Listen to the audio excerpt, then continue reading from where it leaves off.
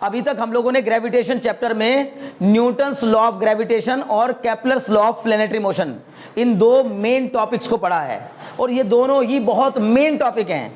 पढ़ने में ये बड़े आसान से लगे हम लोगों को, लेकिन इतने ये आसान तो हैं, इसमें तो कोई दो राय नहीं, लेकिन ये बहुत इंपॉर्टेंट है। तो मतलब इंपॉर्टेंट का मतलब ये नहीं कि टफ चीज़ों को इंपॉर्टेंट कहा जाता है, इंपॉर्टेंट मतलब जो चीज़ हमारी जिंदगी में इंपॉर्टेंस रखती हो। तो केपलर्स के जो प्लेनेटरी मोशन थे, केपलर्स के लॉ ऑफ प्लेनेटरी मोशन जो थे ना, उन्होंने भी हमारी लाइफ में बहुत कुछ नया जोड़ा, और उनकी वजह से हमें स्पेस के बारे में काफ़ी कुछ जानने को मिला, है ना। हमारी इस दुनिया के बारे में बहुत सी रहस्यमयी बातों को जानने में हमें हेल्प मिली केपलर्स के लॉ से। और फिर उसके बाद न्यूटन का जो लॉ आया, उससे तो और ही ज़्यादा क्रांतिकारी बातें समझ में आई हम लोगों को कि इस पूरे यूनिवर्स में कोई भी दो बॉडीज एक दूसरे को हमेशा अट्रैक्ट करती हैं। ये किसने कहा था? न्यूटन ने। न्यूटन का कहना था कि अगर दो बॉडीज इस यूनिवर्स में कहीं भी एग्जिस्ट कर रही हैं तो वो एक दूसरे को क्या करती हैं? अट्रैक्ट करती हैं। अब सवाल यहाँ पे मुझसे पहला सवाल जो पूछा है किसी स्टूडेंट ने, वो यही पूछा है कि सर बुक में एक जगह कहीं लिखा देखा है मैंने कि जितने फोर्स से अर्थ एप्पल को अपनी ओर अट्रैक्ट करती है, बिल्कुल उतने ही फोर्स से एप्पल भी अर्थ को अट्रैक्ट करता है। तो पहली बात तो आपको पता होना चाहिए कि लॉ ऑफ ग्रेविटेशन से जो हम फोर्स पता करते हैं, है ना, the force of attraction between the two bodies is directly proportional to product of their masses, ठीक है ना। तो मासेस के प्रोडक्ट के डायरेक्टली प्रोपोर्शनल है, उनके इंडिविजुअल मासेस के डायरेक्टली प्रोपोर्शनल नहीं है। दोनों का मीनिंग समझो। यही तो मैं जोर देता हूं लगातार आप पे कि जो बात बताई जा रही है उसका मीनिंग पकड़ना है हमें, केवल याद रटना नहीं है। क्या कि भाई अगर हमसे कहा जाता कि the force of attraction between the two bodies depend upon the mass of the first body and mass of the second body, अगर ऐसे होता तो यही लॉ बदल जाता। पर उसने ऐसा नहीं कहा, उसने कहा कि डायरेक्टली प्रोपोर्शनल होता है प्रोडक्ट ऑफ द मासेस के। अब उसमें से चाहे किसी एक का मास केवल 1 किलोग्राम हो और एक का मास 1 करोड़ किलोग्राम हो, दोनों का जो प्रोडक्ट आएगा वो कितना आएगा? 1 किलोग्राम इंटू 1 करोड़ किलोग्राम, तो 1 करोड़ किलोग्राम ही दोनों का प्रोडक्ट आएगा। एक का मास 2 किलोग्राम हो, एक का 100 किलोग्राम हो, दोनों का प्रोडक्ट जो है वो कितना आएगा? 200 आएगा। बात समझ में आ रही ना? तो इसका मतलब है 2 और 100 का मल्टीप्लाई करेंगे तो कितना? 200 किलोग्राम। तो 200 किलोग्राम पे डिपेंड करता है, केवल 2 पर या केवल 100 पर डिपेंड नहीं करता, क्योंकि अकेली बॉडी तो किसी दूसरी बॉडी को अट्रैक्ट नहीं करेगी। अगर इस यूनिवर्स में हम आइसोलेटेड बैठे हैं, हमारा किसी से कोई इंटरेक्शन ही नहीं हो रहा है, किसी से कोई लेना देना ही नहीं है, तो हम लोग किसको अट्रैक्ट करेंगे फिर, जब हमारा किसी से कोई लेना देना ही नहीं है? तो अट्रैक्ट करने के लिए पहली बात कम से कम 2 बॉडीज का होना जरूरी है, 2 पार्टिकल्स का होना जरूरी है, पहली बात। दूसरी बात, दोनों पार्टिकल के मासेस के प्रोडक्ट के डायरेक्टली प्रोपोर्शनल होता है, इसलिए इस बात से कोई इंपैक्ट नहीं पड़ता कि कौन सी बॉडी हल्की है और कौन सी बॉडी भारी है, किसका मास ज्यादा है किसका मास कम है। दोनों एक दूसरे को सेम फोर्स अट्रैक्ट करते हैं। मतलब कुल मिलाकर न्यूटन्स लॉ ऑफ ग्रेविटेशन के मुताबिक जो फोर्स ऑफ अट्रैक्शन लगता है वो एक पेयर ऑफ फोर्स होता है, और पेयर ऑफ फोर्स भी किस तरह का पेयर? ये उस पे फोर्स लगाता है और वो इस पे फोर्स लगाता है। मतलब अगर ए और बी 2 बॉडीज हैं तो ए बी को अट्रैक्ट करती है और बी ए को अट्रैक्ट करती है। ये वन वे नहीं है, समझ गए ना? ये कोई वन वे नहीं, वन वे सिस्टम नहीं है, ये 2 वे सिस्टम है। 2 वे सिस्टम का मतलब अगर मैं आयुष को अट्रैक्ट कर रहा हूं तो आयुष भी मुझे अट्रैक्ट कर रहा होगा। ये 2 बॉडीज एक दूसरे को अट्रैक्ट करती हैं, इसलिए बोला था the force of attraction between the 2 bodies, ठीक है ना। म्यूचुअल अट्रैक्शन, दोनों बॉडीज के बीच में म्यूचुअल अट्रैक्शन होता है, वन साइडेड अट्रैक्शन नहीं होता है। बात समझ में आ रही ना? कोई डाउट तो नहीं इसमें? नहीं। हाँ, तो अर्थ क्यों नहीं आ रही है भाई? सवाल ये उठता है, सुनो नहीं, मैं तुम्हारी बात से बहुत बढ़िया, एक बात समझने वाली है कि हमने कहा जितनी, न्यूटन ने कही थी ये बात कि जितने फोर्स से अर्थ एप्पल को अपनी ओर अट्रैक्ट कर रही है, बिल्कुल उतने ही फोर्स से, बिल्कुल उतने ही, उसमें एक न्यूटन की कमी भी नहीं है, बल्कि 0.01 न्यूटन की भी कमी नहीं है। मतलब एग्जैक्टली सिमिलर फोर्स के साथ एप्पल भी पूरी अर्थ को अट्रैक्ट कर रहा है। अब बताओ, पूरी अर्थ, इतनी बड़ी अर्थ को वो उतने ही फोर्स से अट्रैक्ट कर रहा है जितने फोर्स से कौन कर रही थी? अर्थ कर रही थी। बात समझ में आ गई ना? लेकिन अगर 2 बॉडीज, प्लीज कॉन्सेंट्रेट माइंड, 2 अलग अलग मास की बॉडीज हों, 2 अलग अलग मास की बॉडीज हों, समझ रहे हो ना मेरी बात में? पहले मतलब जो मैं बोलता हूं उसको सोचा करो। 2 डिफरेंट मास की बॉडीज हैं, उन पर सेम फोर्स अप्लाई किया जाए है ना, दो डिफरेंट मास की बॉडीज है, उन पर सेम फोर्स अप्लाई किया जाए तो किसके अंदर ज्यादा एक्सेलरेशन प्रोड्यूस हो जाएगा? जिसका मास कम होगा। सिंपल। इसलिए अर्थ और एप्पल दोनों एक दूसरे को अट्रैक्ट कर रहे हैं उतने ही फोर्स से। मतलब एप्पल भी अर्थ पे उतना ही फोर्स लगा रहा है, लेकिन अर्थ का मास कितना ज्यादा है, इनर्शिया भी उतना ही ज्यादा है। उसको रेस्ट से अपनी ओर खींच लाने में बहुत मुश्किल लगेगी। समझ में वाली बात ना? उसके लिए ज्यादा ताकत चाहिए होगी। अगर एप्पल चाहे कि अर्थ मेरी तरफ खींच जाए, जैसे अर्थ की तरफ कौन खींचा चला जा रहा है? एप्पल। बात समझ ना? तो फिर अर्थ का इनर्शिया इतना ज्यादा है एप्पल के कंपैरिजन में। एप्पल का मास कितना सा है, तो उसका इनर्शिया, जिसका मास कम उसका इनर्शिया कम। एक तो इनर्शिया कम है, मतलब वो, हाँ, इनर्शिया, अर्थ का इनर्शिया ज्यादा है, एप्पल का इनर्शिया कम है। एक बात तो ये हो गई। दूसरी बात ये हो गई कि जब फोर्स लगता है तो किसी भी बॉडी पर जब हम फोर्स लगाते हैं तो वो फोर्स बॉडी के अंदर एक्सीलरेशन प्रोड्यूस करता है। तो एक्सीलरेशन प्रोड्यूस करने का तरीका है कि हमने बताया था if m1 is greater than m2 and f1 is equal to f2। क्या हमने इस पर चर्चा नहीं की थी कि अगर मान लो कि f1 और f2 दोनों आपस में क्या हैं? इक्वल, ठीक है, और m1 is greater than m2, तो हमने पढ़ा था कि sir a1 is less than a2 हो जाएगा। बोलो होगा कि नहीं होगा? a1 is less than a2। इसका मतलब है कि जिसका मास ज्यादा उसके अंदर कम एक्सेलरेशन प्रोड्यूस होगा, और जिसका मास ज्यादा है उसके अंदर, जिसका मास कम है उसके अंदर ज्यादा एक्सेलरेशन प्रोड्यूस होगा। इसलिए एप्पल के अंदर ज्यादा एक्सेलरेशन प्रोड्यूस होता है, वो एप्पल अर्थ की ओर चला आता है। समझ में आ गई बात ना? कैसे रहा? अभी मत सुनो, अब बड़ी ध्यान सुनो। जीरो, पहली बात, बच्चे अगर अकेले एप्पल की बात करेंगे तो फिर दुनिया भर के एप्पल हैं, ठीक है ना? तो सारे के सारे एप्पल मिलकर इतना ज्यादा मास है। यही आकर के फिर मैं वही कहूंगा वापस कि इन्हीं सब बातों को देख करके साइंस कहता है कि ये नेचुरल है सब कुछ। मतलब ये बहुत सोचा समझा है ना, कि अर्थ को इतना मास दिया गया, अर्थ के ऊपर इतनी चीजें पहले से एग्जिस्ट कर रही हैं। जब इंसानों का अर्थ पर कोई किसी भी तरह का कहीं कोई मतलब एक कोई सिम्टम्स भी नहीं थे कि इंसान कोई होंगे इस अर्थ पर, अर्थ तब से है। तो इस अर्थ पर, लेकिन ये अर्थ, इसका मतलब किसी ने सोच समझ कर बनाई है इन लोगों के लिए, समझे ना? इस पर लिविंग ऑर्गेनिज्म के लिए इस अर्थ को सोच समझ कर बनाया है। कैसा? ताकि वो सारी चीजें जो जो एक जीवन के लिए जरूरी होती है वो सब अर्थ पर मिल जाएं। तो अर्थ अगर ऐसे ही लोगों से अट्रैक्ट हुआ करती, अगर एप्पल वगैरह से अर्थ ऐसे अट्रैक्ट होकर उसकी तरफ चल जाया करती। एक बात तो बताओ, एप्पल तो बहुत थोड़ा सा फोर्स लगा रहा है, एप्पल और अर्थ के बीच में लगने वाले फोर्स की वैल्यू बहुत कम होती है। समझ ना? एप्पल और अर्थ के बीच में लगने वाले फोर्स की वैल्यू बहुत कम होती है। क्यों?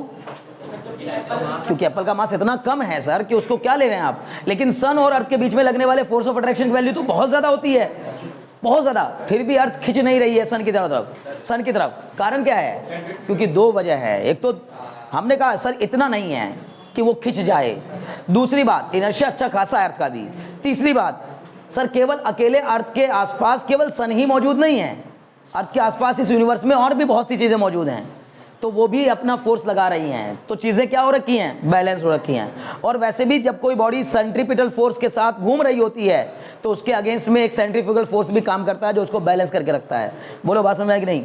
और वो सेंट्रीफ्यूगल फोर्स तब तक काम करेगा जब तक आप उसको सेंट्रीपिटल फोर्स को बढ़ा नहीं देंगे। और जैसे ही आप उसको बढ़ाएंगे, सेंट्रीपिटल फोर्स को अगर आप बढ़ाएंगे तो चीजों में बदलाव आएगा, लेकिन फिर से एक सेंट्रीफ्यूगल फोर्स ऐसा जनरेट हो जाएगा जो कि उसको बैलेंस कर लेगा। नहीं समझे? क्लियर है ना? बहुत अच्छे। तो इतना ही जानना है इसमें। फिलहाल कुल मिला के एक बात समझनी थी कि न्यूटन्स लॉ ऑफ ग्रेविटेशन के मुताबिक दो बॉडीज एक दूसरे को अट्रैक्ट करती हैं, और जिस फोर्स से अट्रैक्ट करती हैं वो फोर्सेस पेयर फोर्सेस होते हैं। पेयर फोर्सेस होने का मतलब यह है कि ए अगर बी को अट्रैक्ट कर रहा है तो बी भी ए को अट्रैक्ट करेगा। लेकिन साथ ही साथ अगर ए बी को एफ मैग्नीट्यूड से अट्रैक्ट कर रहा है तो बी भी ए को एफ मैग्नीट्यूड के साथ ही अट्रैक्ट करेगा। मतलब दोनों के फोर्स में कोई कमी नहीं होगी। क्लियर है?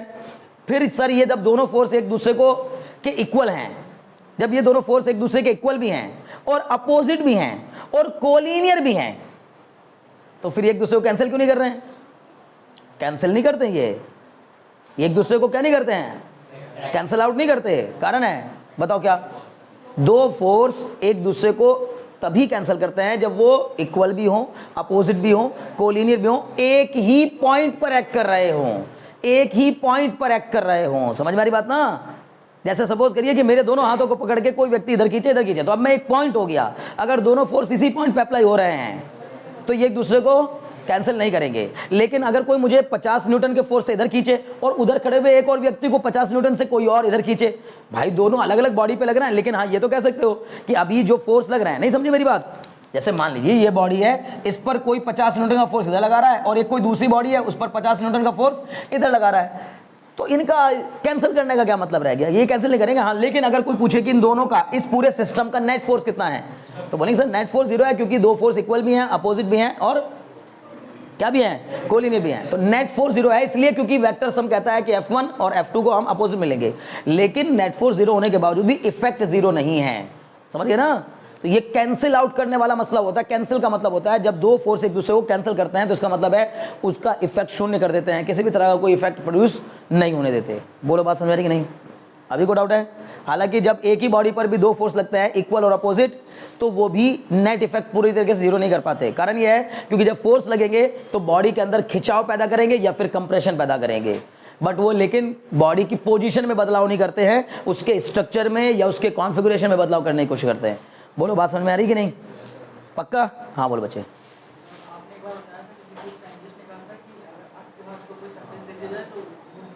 हाँ हाँ हाँ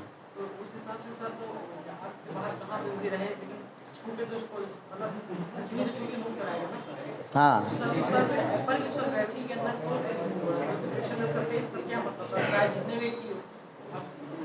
आपने जैसे बताया था फ्रिक्शन फ्रिक्शन नहीं है, हाँ कितना भी मास का बॉडी हो, हाँ और सर आपने ये बताया था कि जैसे उस साइंटिस्ट ने कहा कि हाँ सब एप्पल ने रिएक्ट किया क्योंकि एप्पल को भी एप्पल मतलब आप कोई सरफेस को अर्थ ले तो मास से क्या पता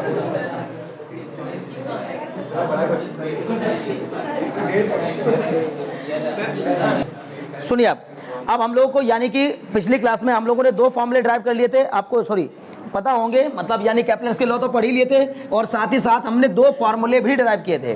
कौन कौन से दो फॉर्मूले, पहला था F बराबर Gm1 m2 upon r square, और एक था G बराबर capital Gm upon r square. मुझे पूरी उम्मीद है कि ये बात आपकी समझ में आ रही होगी। ये दो फॉर्मूले हम लोगों ने पढ़े थे। दो बॉडीज के बीच में लगने वाले फोर्स ऑफ अट्रैक्शन का फॉर्मूला ये होता है, और किसी भी प्लेनेट की, केवल इसकी नहीं, किसी भी प्लेनेट की ग्रेविटी का फॉर्मूला ये होता है, स्मॉल g बराबर capital Gm upon r square. इतने में कोई डाउट है नहीं। इसके बेस पर हमने मास ऑफ अर्थ यानी कि वॉल्यूम ऑफ अर्थ और डेंसिटी ऑफ अर्थ को रख करके रेडियस को कटा वटा के जो भी सॉल्व किया था उसकी हेल्प से हमने पता लगा लिया था कि अर्थ के सरफेस पर स्मॉल g की वैल्यू ऑलमोस्ट 9.8 होती है, 9.8 मीटर पर second square. Acceleration, gravitational acceleration की वैल्यू कितनी होती है, 9.8 मीटर पर सेकंड स्क्वायर। उम्मीद है बात समझ में आ रही होगी यहाँ तक भी, बहुत अच्छे। अब हम लोग को कुछ नया जानना है, ठीक है ना, तो बढ़िए थोड़ा सा आगे और लिखिए, ठीक है ना। लिखिए variation of acceleration due to gravity, variation, next डालिएगा, variation of acceleration, variation of acceleration due to gravity, variation of acceleration due to gravity, ठीक है। इसमें लिखें the acceleration due to gravity, the acceleration due to gravity changes place to place, the acceleration due to gravity changes place to place, है ना, changes due to place to, oh sorry, changes place to place, ठीक है ना। and there are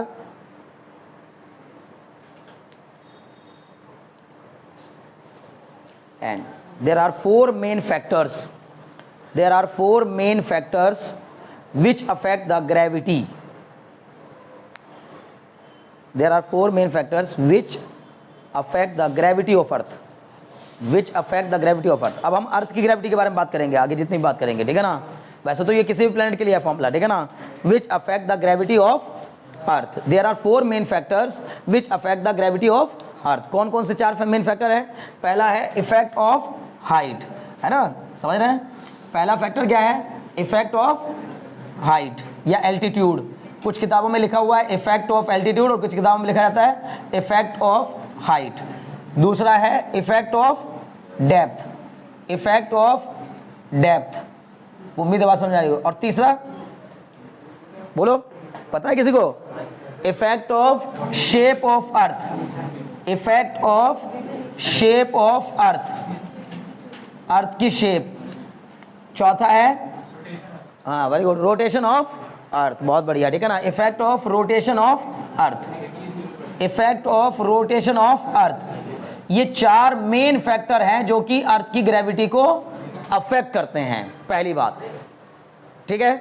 दूसरी बात, पहली बात तो बहुत ज़्यादा जरूरी है, उसको समझ लिया आपने। दूसरी बात इसलिए ज़रूरी है क्योंकि आपको एग्जामिनेशन में वही काम देगी, यानी ये दो हैं, ये जो दो इफेक्ट हैं, इनमें से एक इफेक्ट तो कंफर्म है कि आपके फाइनल एग्जाम में भी फिर से मिलेगा आपको। कुछ लोगों के एग्जाम में अभी आ चुका है, कुछ लोगों के एग्जाम में फिर भी आएगा। जब भी ये चैप्टर आएगा आपके सब मतलब कुल मिला जुलाकर जब भी ये चैप्टर आपके एग्जाम्स में आएगा तो इन दोनों में से एक पक्का आएगा ही आएगा, इफेक्ट ऑफ हाइट या इफेक्ट ऑफ डेप्थ। मतलब वो आपसे पूछेगा कि बताओ ग्रेविटेशनल एक्सेलरेशन पर हाइट का क्या इंपैक्ट पड़ता है, यानी अर्थ के सरफेस से हम जब ऊपर की ओर जाते हैं तो हाइट का क्या इंपैक्ट पड़ता है, जितनी जितनी हाइट बढ़ती जाती है उसके हिसाब से ग्रेविटेशनल एक्सेलरेशन पर क्या इंपैक्ट पड़ता है। और हाँ, और अगर हम डेप्थ में जाते हैं यानी कि अर्थ के नीचे जाएंगे तो क्या इंपैक्ट पड़ता है, ये दोनों चीजें हैं। तो उनमें से हम सबसे पहले आज कौन सा वाला करेंगे, इफेक्ट ऑफ हाइट। मेरे हिसाब से आपको समझ में आ रहा होगा, क्लास में भी इसको बहुत इंपॉर्टेंट आपको बताया गया होगा। तो मैं बाकी के 3 हटा दिए, बस फोकस करिए अभी किस पर, इफेक्ट ऑफ हाइट पर, ठीक है ना। अगर हम effect of height on the acceleration due to gravity देखें, effect of height on the acceleration, on the acceleration due to gravity, समझिएगा, ठीक है ना, effect of height on the acceleration due to gravity. तो क्या करना होगा, बड़े ध्यान से देखिएगा, ठीक है ना, काफी इंपॉर्टेंट है। मुझे पूरी उम्मीद है कि आपको बहुत मजे के साथ समझ में आ जाएगा और आप बहुत खुश भी होंगे इसको देख करके, समझ करके, ठीक है ना। तो इसमें हर बार ही हम इस चैप्टर में ये बात मानते जाएंगे, consider earth is a sphere, consider earth is a sphere of mass capital M. मान लिया कि अर्थ क्या है, कैपिटल एम मास का एक गोला है, स्फीयर, ठीक है ना। Earth is a sphere of mass capital M and radius R, बहुत बढ़िया, रेडियस कैपिटल आर। बोलो इतने में को डाउट दो, नहीं जी, क्या डाउट आएगा इसमें, कंसिडर ही तो किया है, इसमें कुछ दिमाग थोड़ी लगाना है, माना है, कंसिडर किया है बस कि मान लो कि अर्थ जो है वो एक स्फीयर है जिसका मास कितना है, कैपिटल एम, और रेडियस कितनी है, कैपिटल आर। क्लियर है, बहुत अच्छे। अब देखिए अगर ऐसा है तो फिर यहाँ पर अर्थ को कंसिडर भी कर लेते हैं अपने यहाँ, ठीक है ना, बोर्ड पर। अब देखिए जिस अर्थ को मैंने कंसिडर किया हो देखने में आपको बहुत छोटी लग रही होगी, लेकिन ये बहुत बड़ी है, ठीक है ना, इसको इतना छोटा मत मानिएगा आप। अब बड़े ध्यान से देखिएगा, हमने कल भी ड्राइव किया था, याद होगा आपको, कि मान लो अगर ये m मास की अर्थ है और इसकी रेडियस खुद की कितनी है, r, तो मैंने कहा था इसके ऊपर कोई कितनी भी बड़ी बॉडी रखी हो, प्रैक्टिकली अर्थ के ऊपर कोई भी बॉडी इतनी ज़्यादा बड़ी नहीं हो सकती जिसकी रेडियस इतनी ज़्यादा हो जाए कि उसको अर्थ के कंपेयर में हम देखने लगें।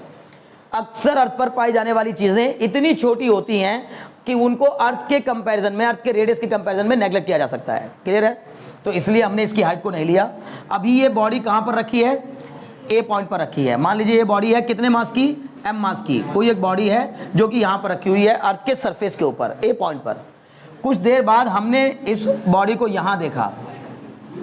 अब मान लीजिए कि वो बॉडी कहाँ चली गई, एम मास की ये बॉडी बी पॉइंट पर चली गई, जिस पॉइंट की ऊंचाई कितनी है, ध्यान दीजिएगा भाई, इस पॉइंट की ऊंचाई कितनी है, अर्थ के सरफेस से कितनी ऊंचाई पे है ये, एच। क्लियर है इतनी बात। टोटल दूरी कितनी हो गई सेंटर से, अगर हम बात करेंगे अर्थ का सेंटर है, बहुत बढ़िया, आर प्लस एच। इतने में कोई डाउट है, श्योर, बहुत अच्छे। अगर मैंने आपसे कहा कि मुझे आप बस इतना बता दें, force of attraction, force of attraction between earth and the body, ठीक है ना, between earth and the body, है ना, between earth and the body of mass small M, body of mass small M at point A on the surface of earth, earth के surface पर रहते हुए इस पर कितना फोर्स लग रहा होगा। तो आपका जवाब आएगा सर F बराबर G कैपिटल M, वही M1 का जगह पर कैपिटल M और M2 की जगह पर स्मॉल m अपॉन में R स्क्वायर। क्लियर है इतनी बात। दिस फोर्स है ना, this force produce the acceleration, है ना, this force produce the acceleration in the body, acceleration in the body. ये इसके अंदर क्या करेगा, एक्सेलरेशन प्रोड्यूस करेगा, ड्यू टू विच है ना, जिसके कारण बॉडी का वेट कितना हो जाएगा, due to which weight of the body, बोलिए। यानी कि आप यहां से भी शुरू कर सकते थे, F बराबर mg, आपने इसको बनाया इक्वेशन 1, इसको बनाया equation 2, from 1 and 2, from 1 and 2 दोनों इक्वेशन को हमने उठाया तो हमें मिला mg बराबर capital GM m upon r square, small m से स्मॉल m कैंसिल, ये बन के आ गया स्मॉल g बराबर capital GM upon r square. बहुत ध्यान से सुनिएगा, ये हो गई इक्वेशन 3।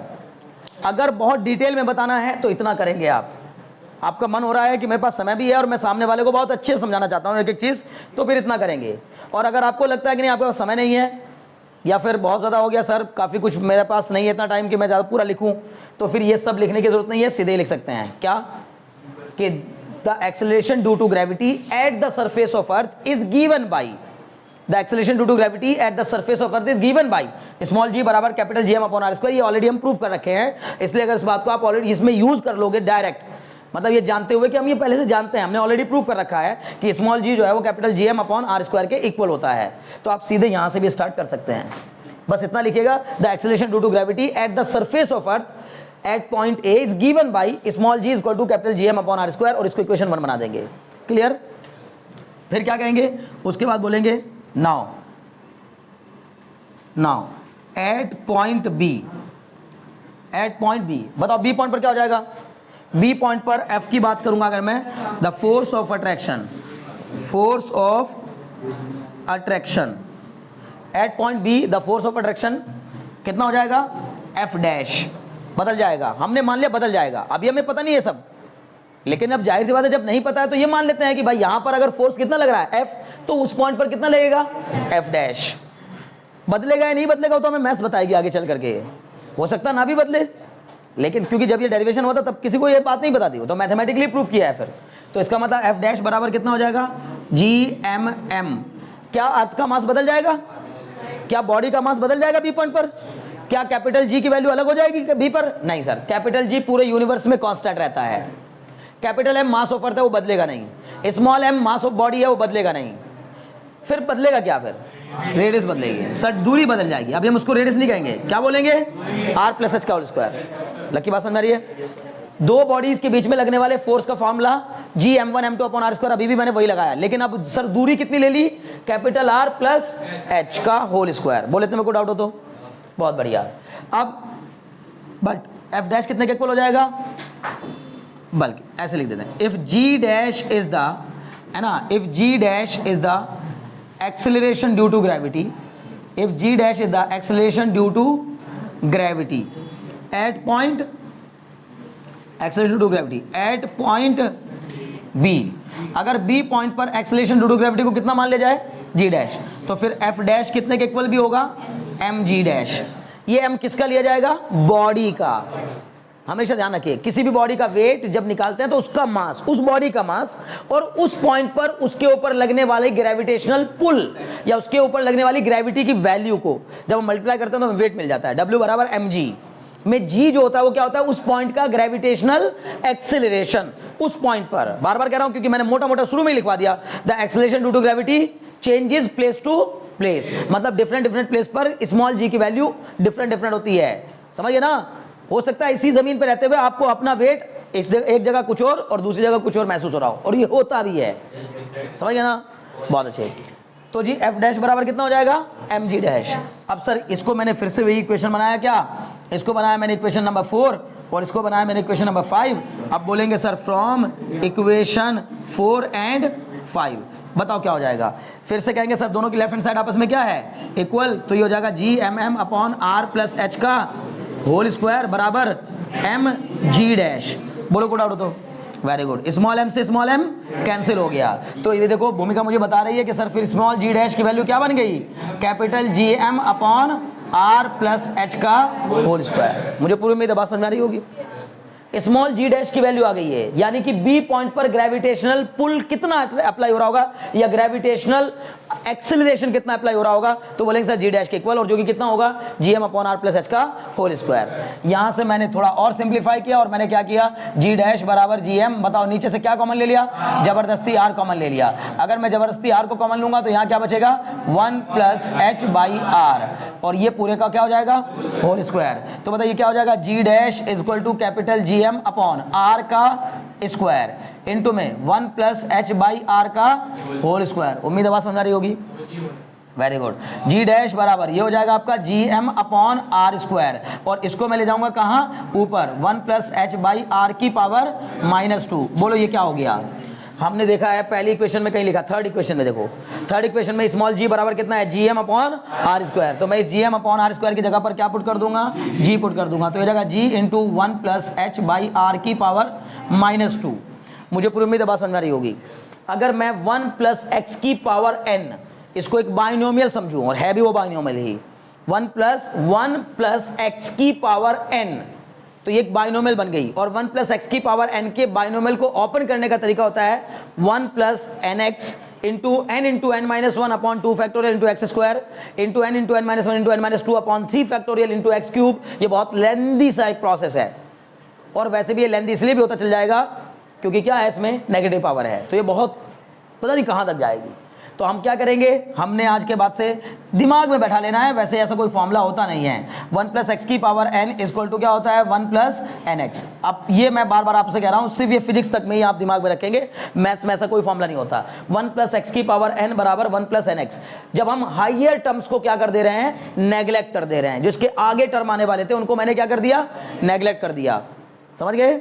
जब किसके आगे बहुत सारे टर्म आएंगे, लाखों करोड़ों पता नहीं कितने टर्म आएंगे, समझ में आ रही बात ना, अभी को डाउट है, बहुत बढ़िया। तो अब क्या होगा सर, ये फॉर्मूला बन जाएगा जी डैश बराबर g इंटू 1 प्लस, अब आप मुझे बताएंगे 1 प्लस n की जगह पर क्या रखो बताओ, वेरी गुड, बहुत बढ़िया, ठीक है ना। तो ये हो जाएगा सर 1 प्लस -2, और h तो h था ही पहले से, h अपॉन r, क्या कुछ ऐसा बन के आ गया फॉर्मूला, जी डैश बराबर g into 1 minus 2h upon r, ऐसा कुछ बना गया, समझ में आ रहा है, बहुत बढ़िया। जरा सा बस इस फॉर्मूले पर गौर करिए आप, What is G dash? What is G dash? Sir, G dash is the acceleration due to gravity at point B. अब ये भी मत बोलो at point B, बेहतर होगा बोलो G dash is the acceleration due to gravity at a point which is h meter above from the surface of earth, क्योंकि B कोई फिक्स थोड़ी ना है। किसी का मन करेगा मतलब मैं इसको B नहीं मानता, मैं तो उसको P मानता हूँ, P मान लो भाई, कोई फर्क नहीं पड़ता, ठीक है ना, समझ में आई बात ना। लेकिन हाँ ये तो सच्चाई है कि अर्थ के सरफेस से कितनी ऊपर है, अर्थ के सरफेस से h हाइट ऊपर है। तो ये क्या बार बार कह रहा हूं कि G डैश क्या है, G dash is the acceleration due to gravity, acceleration due to gravity of earth at point which is h metre above the surface of earth. What is G? What is G? G dash तो आपने बता दिया, G is the acceleration due to gravity of earth at point which is lying on the surface of earth, जो कि अर्थ के surface पे लाई कर रहा है।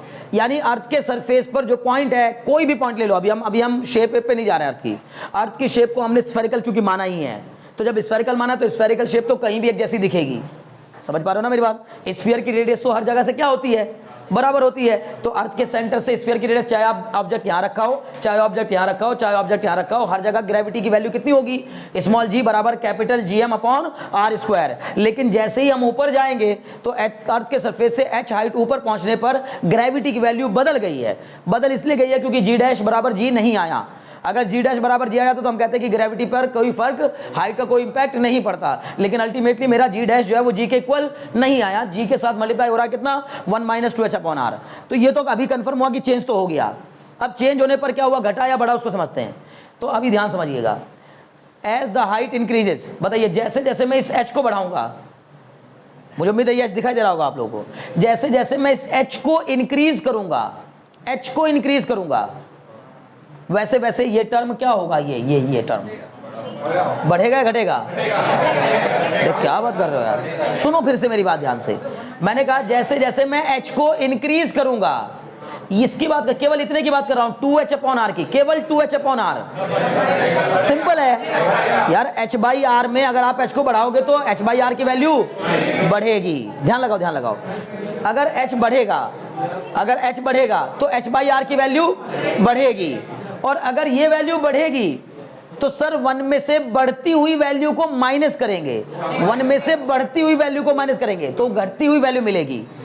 बोलो बात समझ में आई कि नहीं? 1 में से अगर किसी बढ़ती हुई चीज को माइनस कर रहे हैं, बार बार माइनस तो 1 में से ही कर रहे हैं, लेकिन बढ़ती हुई चीजों को माइनस कर रहे हैं, तो इसका मतलब हमें जो मिलती जाएंगी वैल्यूज वो घटती हुई वैल्यू मिलेंगी। इसका मतलब ये पूरा टर्म क्या होगा? घटेगा। अगर h बढ़ेगा तो h/r बढ़ेगा, लेकिन 1 - 2h/r घटेगा, डिक्रीज होगा। समझ गए? और अगर ये टर्म डिक्रीज होगा तो g से मल्टीप्लाई होने पर जो एक पूरा टर्म बना है वो भी डिक्रीज होगा, क्योंकि किसी भी चीज में अगर घटती हुई चीजों से मल्टीप्लाई करते हैं, घटती हुई चीजों से मल्टीप्लाई करते हैं तो वैल्यू को वो घटाता ही है, भले ही मल्टीप्लाई क्यों ना कर रहे हो आप। मेरी बात को समझ में आ रही ना? तो इसका मतलब यहाँ g की वैल्यू क्या होती चली जाएगी? ये जो g' आएगा ये g से कम आता चला जाएगा। नहीं समझे? जितना g होगा उससे वैल्यू क्या आएगी? कम आएगी। उम्मीद है यहाँ तक बात समझ में आ गई होगी। इतना ही नोट करना है आपको। इसके बाद एक एक्सप्रेशन लिखना है, बस खाली क्या लिखना होगा? स्टेटमेंट कि this expression shows that as the height increases the acceleration due to gravity decreases. समझ गए ना? बहुत अच्छे। वो स्टेटमेंट बाद में लिखवा दूंगा, पहले इतना नोट कर लीजिए, ठीक है ना? देखो ध्यान दो, है ना अभिज्ञान? अभी जो तुम्हें लग रहा है उससे डरो मत, एक बार फिर समझा रहा हूँ। ये पूछना चाह रहे हैं सर ये बार वापस बता दीजिए, दोबारा समझ में नहीं आई बात। सुनो, मैंने कहा पहली बात इसमें ये h क्या है? What is h? h is the height of that point at which we want to find the value of acceleration due to gravity. Clear?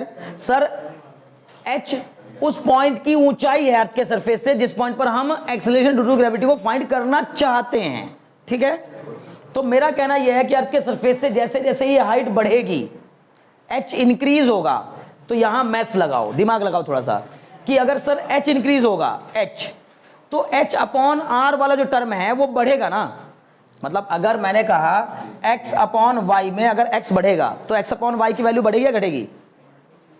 बढ़ेगी ना। अगर ऊपर वाला टर्म बढ़े तो वैल्यू क्या होती जाती है? बढ़ती जाती है, ठीक है ना? नीचे लिखे हैं 100 मार्क्स तुम्हारे, ऊपर है पहले एक बार 60, फिर 65, फिर 72, फिर 79, फिर 80। ऊपर वाला टर्म बढ़ रहा है, नीचे वाला नहीं बढ़ रहा है, नीचे वाला एज इट इज है।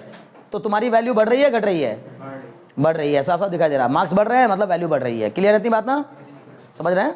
बहुत अच्छे। तो इसका मतलब अगर h/r में h की वैल्यू बढ़ेगी, h की वैल्यू इंक्रीज होती जाएगी, जितना जितना हम अर्थ के सरफेस से ऊपर जाएंगे वैसे वैसे h/r की वैल्यू बड़ी होती जाएगी, हो जाएगी। अब अगर h/r की वैल्यू बढ़ेगी तो 2h/r की वैल्यू भी बढ़ेगी। अब 2h/r की वैल्यू बढ़ती जा रही है, मतलब मैं क्या समझाना चाह रहा हूं यहां देखना। मान लो कि शुरुआत में 2h/r की वैल्यू कितनी थी? 0.2, 0.3, 0.4, 0.5, 0.6, बढ़ती जा रही है। वो जो 2h/r वाला टर्म है वो क्या होता जा रहा है? बढ़ता जा रहा है। तो फिर सर ये 1 minus 1 minus 1 minus 1 minus 1 minus, ये 1 माइनस कहां से आ गया? क्योंकि ये 1 तो फिक्स है, बस वही टर्म तो वेरी कर रहा है, वो 1 तो फिक्स नहीं है ना, वो तो नहीं वेरी कर रहा है ना। समझ रहे हो? तो अब मुझे बताओ 1 में से 0.2 घटाओ, कितना आएगा आंसर? 0.8। 0.8। 1 में से 0.3 घटाओगे 0.7। 1 में से 0.4 घटाओगे 0.6। 0.6। बताओ क्या हो रहा है? ये टर्म बढ़ रहा है या घट रहा है? घट रहा है। इसका मतलब ये पूरा का पूरा जो टर्म है इतना मिलाकर h के बढ़ने से ये जो ब्रैकेट के अंदर लिखा हुआ टर्म है ये डिक्रीज हो रहा है। बोलो बात समझ में आई कि नहीं? अगर ये टर्म डिक्रीज हो रहा है तो g से मल्टीप्लाई करने पर जो वैल्यू बनेगी वो भी डिक्रीज होती हुई होगी। कैसे? समझो, इस बात को भी समझो। मान लो कि पहले आ रहा है कितना है? 0.2g, फिर आ रहा है पहले आ रहा है 0.8g, अब आ रहा है 0.7g, फिर आ रहा है 0.6g, फिर आ रहा है 0.5g। समझ पा रहे हो मेरी बात क्या कह रहा हूं? तो इसका मतलब g तो वैसा का वैसा ही है, लेकिन ये जो इसके ब्रैकेट के अंदर लिखा हुआ टर्म है वो क्या होता जा रहा है? घटता जा रहा है। 0.8 से घट के 0.7, 0.7 से घट के 0.6। तो बताओ अल्टीमेटली वैल्यू क्या हो रही है? घट रही है। अब बोलो समझ में आया कि नहीं? पक्का? बस अपने मन को समझाना है, सामने वाले को इतना डिटेल में नहीं समझाना है। समझ गए ना? वहां थ्योरी लिखकर नहीं समझाना है, बस उसको तो मोटे मोटे तौर पर क्या लिख देना है, वो खुद समझेगा। फिर इतना तो वो भी जानता होगा ना भाई, एग्जामिनर भी इतना तो पढ़ा लिखा होगा ही, है ना, कि वो आपकी बात को समझ जाए बस। तो यहाँ मोटे मोटे तौर पर जैसे वहां लिख देते थे ना कि this is the equation of parabola, so we can say the path of projectile is parabolic, वैसे यहां भी लिख देंगे कि this expression shows that as the height of the point from the surface of earth increases the acceleration due to gravity decreases. लिखिए जल्दी से, last statement है ये बात जरूर लिखना ताकि सामने वाले को लगे कि तुमने अपनी बात को सिद्ध कर दिया है, प्रूफ कर दिया है, ठीक है ना। तो लिखिए दिस एक्सप्रेशन शोज दैट, ये इसके बाद लिखेंगे this expression shows that as the height from the surface of earth increases, this expression shows that as the height from the surface of earth increases, as the height from the surface of earth increases the acceleration due to gravity decreases, the acceleration due to gravity decreases, ठीक है ना। this expression shows that as the height from the surface of earth increases the acceleration due to gravity decreases, okay। हाँ बच्चे, हाँ तो value क्या हो जाएगी, नेगेटिव। बहुत बढ़िया, बढ़िया सवाल भाई, बहुत एक अच्छा सवाल यहाँ पर उठा है कि सर सपोज करिए कि h की वैल्यू बढ़ाते जा रहे हैं, बढ़ाते जा रहे हैं, बढ़ाते जा रहे हैं, बढ़ाते जा रहे हैं, और सपोज कर लीजिए कि 2h/r की वैल्यू ऐसी हो गई कि वो 1 से बड़ी आने लगी वैल्यू। बहुत ध्यान सुनिएगा, बड़ा काम की बात है ये। h की वैल्यू क्या होने लगी, सर इतनी बड़ी ले ली मैंने, मान लो कि मैं अर्थ h की वैल्यू कितनी ले लूं, 3200 किलोमीटर, कितनी 3200 किलोमीटर, तो ऊपर वाला टर्म क्या हो जाएगा 6400 किलोमीटर, और अर्थ की रेडियस कितनी होती है 6400 किलोमीटर, तो 1 वाला तो आ गया मामला। इसका मतलब 3200 से थोड़ी सी भी ऊंचाई अगर आपने बढ़ाई तो फिर समझ लो कि ये जो वैल्यू है वो 1 से बड़ी आने लगेगी, और 1 से माइनस करने पर अब जो वैल्यू आएगी वो नेगेटिव आने लगेगी। तो क्या सर नेगेटिव ग्रेविटी हो जाएगी, नहीं। अर्थ की एक्सेलरेशन ड्यू टू ग्रेविटी अर्थ का कभी भी नेगेटिव नहीं होता, कभी भी नहीं। बहुत ध्यान सुनिएगा, मतलब नेगेटिव का मतलब ये वाला नेगेटिव नहीं, वो तो मैग्नीट्यूड में ही नेगेटिव आ गया ना।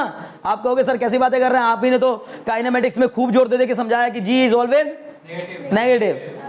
वो तो डायरेक्शन के कारण था, लेकिन यहां अगर मैंने एच को बढ़ाते बढ़ाते इसको माइनस में ले गया तो वो डायरेक्शन की वजह से थोड़ी ना माइनस में आया, वो तो मेरे मैग्नीट्यूड में माइनस आने लगा। लेकिन नहीं होता ऐसा, क्यों नहीं होता, क्योंकि हम ये जो इसके बाद जितना काम कर रहे हैं वो सब बेकार है। नहीं समझे ये बच्चे, ध्यान लगाओ जरा, हम इसके बाद जो भी कर रहे हैं वो सब गलत है मैथमेटिकली। मैथमेटिकली ये हमें इजाजत नहीं देता इस काम को करने की, नहीं समझे मैं क्या कहना चाह रहा हूं भाई। आपने कहा हम इसको ऊपर ले गए, यहां तक भी कोई दिक्कत नहीं, यहां भी मैथ्स को कोई समस्या नहीं होती। आपने कहा हमने इसको बाइनोमियल लगा के ओपन कर दिया, अब मैथ्स को समस्या होनी शुरू हो गई। मैथ्स कह रहा बाइनोमियल लगा रहे हो तो ढंग से लगाओ, अदरवाइज मत लगाओ। आई बात समझ में, तो बाइनोमियल लगाओ तो ढंग से लगाओ, मतलब पूरी बाइनोमियल खोलो। जहां तक ये टर्म जा रहा है किसी को नेग्लेक्ट मत करो। हमने नेग्लेक्ट क्यों कर दिया, क्योंकि फॉर्मूला आना था, ध्यान सुनिएगा, 1 + nx plus n into n - 1/2 factorial into X square. X square का मतलब h/r का होल स्क्वायर। h/r का होल स्क्वायर मतलब h की वैल्यू अक्सर छोटी रहेगी। मैंने कहा ना हम अर्थ के सरफेस से कितना ऊपर चले जाएंगे भाई, अर्थ की रेडियस 6400 किलोमीटर है, उतना ऊपर कहां चले जाएंगे। तो h की वैल्यू कम होती है अक्सर, r की वैल्यू बहुत बड़ी होती है, तो डिवाइड करने पर वैल्यू बहुत छोटी आती है। उसका स्क्वायर करेंगे और छोटा आएगा, फिर आगे जाएंगे तो क्यूब आएगा, वो और छोटा आएगा, उसके आगे जाएंगे तो पावर 4 आएगी, और छोटा आएगा। इसलिए उन टर्म्स को जो कि बहुत ही छोटी वैल्यूज आ रही थी उनको हमने क्या कर दिया, नेग्लेक्ट। बट मैथ्स कहता है कि इनफाइनाइटली स्मॉल चीजों को भी हम मैथ्स में नेग्लेक्ट नहीं कर सकते, एक पॉइंट को भी हम नेग्लेक्ट नहीं कर सकते। कैसी बातें कर रहे हो, ऐसे बोलेगा मैथ्स ना, कि एक पॉइंट जिसका साइज इतना छोटा होता है जिसको हम नेगेटिव आई से देख भी नहीं सकते, उसको भी नेग्लेक्ट नहीं कर सकते। तो आप कैसी बातें कर रहे हो कि हमने इसको नेग्लेक्ट कर दिया, तो इसका मतलब इसके आगे हमने जो किया ये अजम्पशन है, गलत है। क्लियर है, अगर हम वैसा ना करते तो इतना अच्छा सा फॉर्मूला भी नहीं आता। इसका मतलब जी डैश और जी के बीच रिलेशन को बताने वाला, जी डैश और जी यानी वेरिएशन को बताने वाला सही फॉर्मूला कौन सा है, ये है। अब बोलो तुम मुझसे कि सर हम एच को इतना बढ़ाते गए बढ़ा लो, जितना मन करे बढ़ा लो। अब जितना मन करे 3200 के ऊपर कितना भी ले जाओ, ये कभी भी नेगेटिव नहीं आएगा। बोलो क्यों, अरे मुझे बहुत मजा आता है जब ऐसा कोई सवाल उठता है और उस पर कुछ चर्चा होती है, फिर तुम भी इसी तरह मजे लिया करो। तुम समझो मैं क्या बता रहा हूं, सही फॉर्मूला ये है, एक्चुअल फॉर्मूला ये है, इसके आगे एजम्पशंस लगे हैं, मतलब बहुत ही बेकार बात है ये कि हम एज्यूम करके इस चीज को बता रहे हैं। ये तो कह रहा है, ये फॉर्मूला हमसे कहता है कि 3200 किलोमीटर की ऊंचाई पर जाते ही ग्रेविटी क्या हो जाएगी, जीरो हो जाएगी।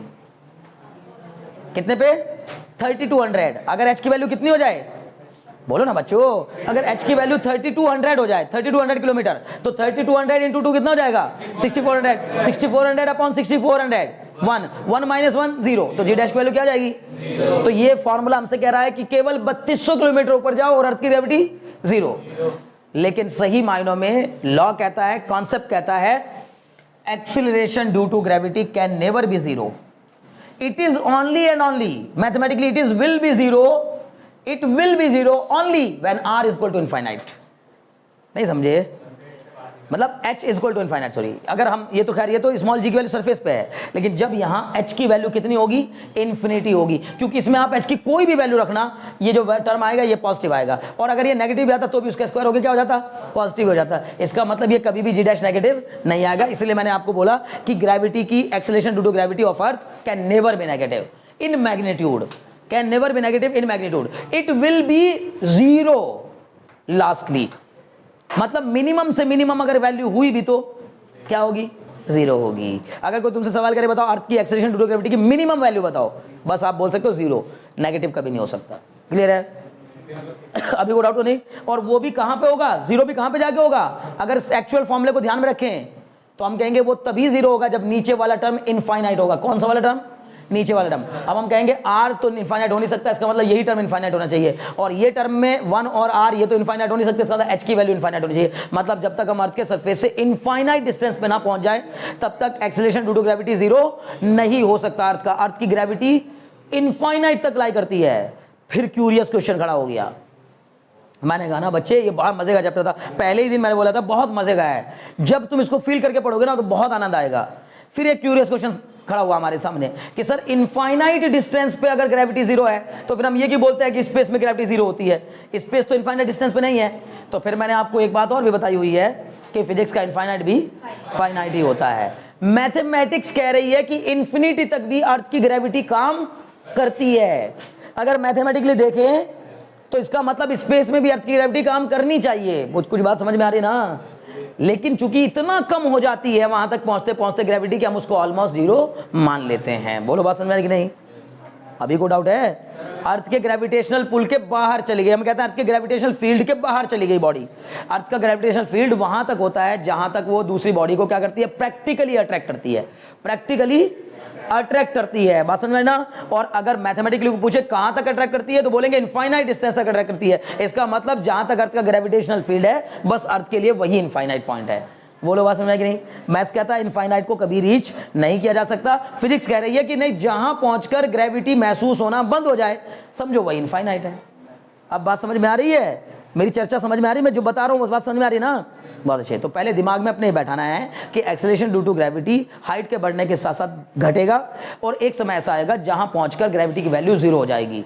उससे कम कभी होगी नहीं, नेगेटिव कभी नहीं होगी, लेकिन जीरो हो जाएगी। कहां जीरो हो जाएगी अगर कोई पूछे तो बोले मैथमेटिकली तो सर इनफाइनाइट डिस्टेंस पे जीरो होगी, बट प्रैक्टिकली उससे पहले ही जीरो मिल जाएगी हमें। जहां भी मिलेगी हम फिर भी मैथ्स को जस्टिफाई करने के लिए क्या बोलेंगे कि बस यही पॉइंट क्या है, इनफाइनाइट डिस्टेंस पर है। बोलो, इतने में कोई डाउट होता? हाँ बोलो। हाँ वो तो अभी डेप्थ में जाएंगे, जब अभी डेप्थ में जाएंगे तब उस पर बात करेंगे। अभी हम लोग कहाँ की बात कर रहे हैं, अर्थ के सरफेस से ऊपर जाने की बात कर रहे हैं कि अर्थ के सरफेस से ग्रेविटेशनल अट्रैक्शन पर क्या इंपैक्ट पड़ेगा अगर हम ऊपर की ओर जाएं। अब जस्ट 2 मिनट बाद हम इफेक्ट ऑफ डेप्थ देख रहे होंगे तब उसकी बात करेंगे। बोलो, अभी मैं बार बार पूछ रहा हूं, उसमें कोई समस्या तो नहीं आ रही है? बहुत बढ़िया। अगर तुम चाहते हो ये जानना कि 1000 किलोमीटर की ऊंचाई पर कितना इंपैक्ट पड़ेगा तो तुम एक बार इस फॉर्मूले में रख के देखना, h की वैल्यू 1000 और एक बार यहां रख के देखना, सेम नहीं आएगा। तो वो सेम क्यों नहीं आ रहा? क्योंकि सर दोनों फॉर्मूले में बहुत बड़ी गलती कर रखे हैं हम लोग, एज्यूम कर रखे हैं चीजों को। ऊपर वाले में तक यहां तक कोई एजम्पशन नहीं था, यहां तक भी एक एजम्पशन है। अगर प्रैक्टिकली सोचोगे और मैथमेटिकली मिलाओगे तो भी फर्क आ जाएगा। यहां तक में क्या एजम्पशन है कि हमने माना अर्थ इज अ स्फीयर, जबकि अर्थ स्फीयर नहीं है। तो इसका मतलब बच्चों कोई भी चीज अभी तक अगर इतना ज्यादा क्लियर हो चुका होता ना ये अब तक, तो फिर स्पेस में इतने हमारे लिए रास्ते ना खुले होते। अभी अब तक स्पेस की हम सारी चीजों को जान चुके होते। अभी भी स्पेस में इतनी सारी रहस्यमयी दुनिया क्यों है अब हम स्पेस में नए नए इन्वेंशन करने के पीछे क्यों लगे रहते हैं? ये सारे के सारे देश स्पेस में ही बस एक्सपेरिमेंट कर रहे हैं। तो सारे देश स्पेस में एक्सपेरिमेंट इसलिए कर रहे हैं क्योंकि स्पेस में बहुत कुछ मिस्ट्री है, बहुत ज़्यादा चीज़ें रहस्यमयी हैं अभी, जिनके रहस्य के ऊपर से पर्दा उठना अभी बाकी है।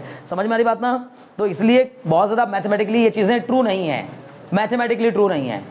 क्लियर ना? लेकिन चूंकि फॉर्मूले लगा लगा कर ही हमने बनाई है तो एक हद तक ट्रू है। अभी भी मैं आपसे कह रहा हूं, अगर कल पेपर में क्वेश्चन आता है कि at what height the acceleration due to gravity will be zero, at what height from the surface of earth the acceleration due to gravity will be zero, और ऑप्शन में 4 ऑप्शन हुए, एक हुआ at infinity और एक हुआ eight 3200 kilometre, तो फिर इन्फिनिटी को अप्लाई करेंगे, तब आंसर क्या लगाएंगे? इन्फिनिटी। बार बार कह रहा हूं, अगर दोनों हुए और अगर केवल एक आंसर हुआ 3200 किलोमीटर, सारे नंबर में आए, सारे आंसर नंबर में होंगे, तो फिर 3200 किलोमीटर वो इसके हिसाब से दे रहा है। सॉल्व करने के बाद उतना ही आएगा ना, 3200 किलोमीटर आएगा। हाँ, सॉल्व करने वाले में अगर आया तो भी बच्चे कोई दिक्कत नहीं, आप ये वाला फॉर्मूला लगाए हुए, ठीक है ना? आप मोटे मोटे तौर पे लिख सकते हैं कि it will be zero at infinity, but according to this formula ये वहीं पर जीरो होगी। बोलो कोई डाउट हो तो बढ़ जाए आगे। हाँ, ये वाला फॉर्मूला यूज करेंगे कैलकुलेशन करते समय। मोस्टली क्वेश्चंस में ये फॉर्मूला यूज करते हैं मैं, लेकिन आपको सलाह दूंगा ये ना फॉर्मूला यूज करके आप वो फॉर्मूला यूज करिए, इससे आसान होती है ना कैलकुलेशन।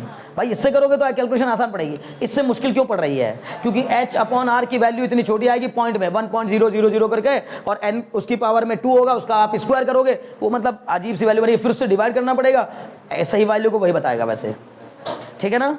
अभी बढ़ जाए आगे, बहुत अच्छे। नेक्स्ट टॉपिक डालिएगा, effect of depth on the acceleration due to gravity, उसको भी अभी करेंगे, ठीक है ना? ठीक है, लिखिए effect of depth on acceleration due to gravity, है ना? Effect of depth on acceleration due to gravity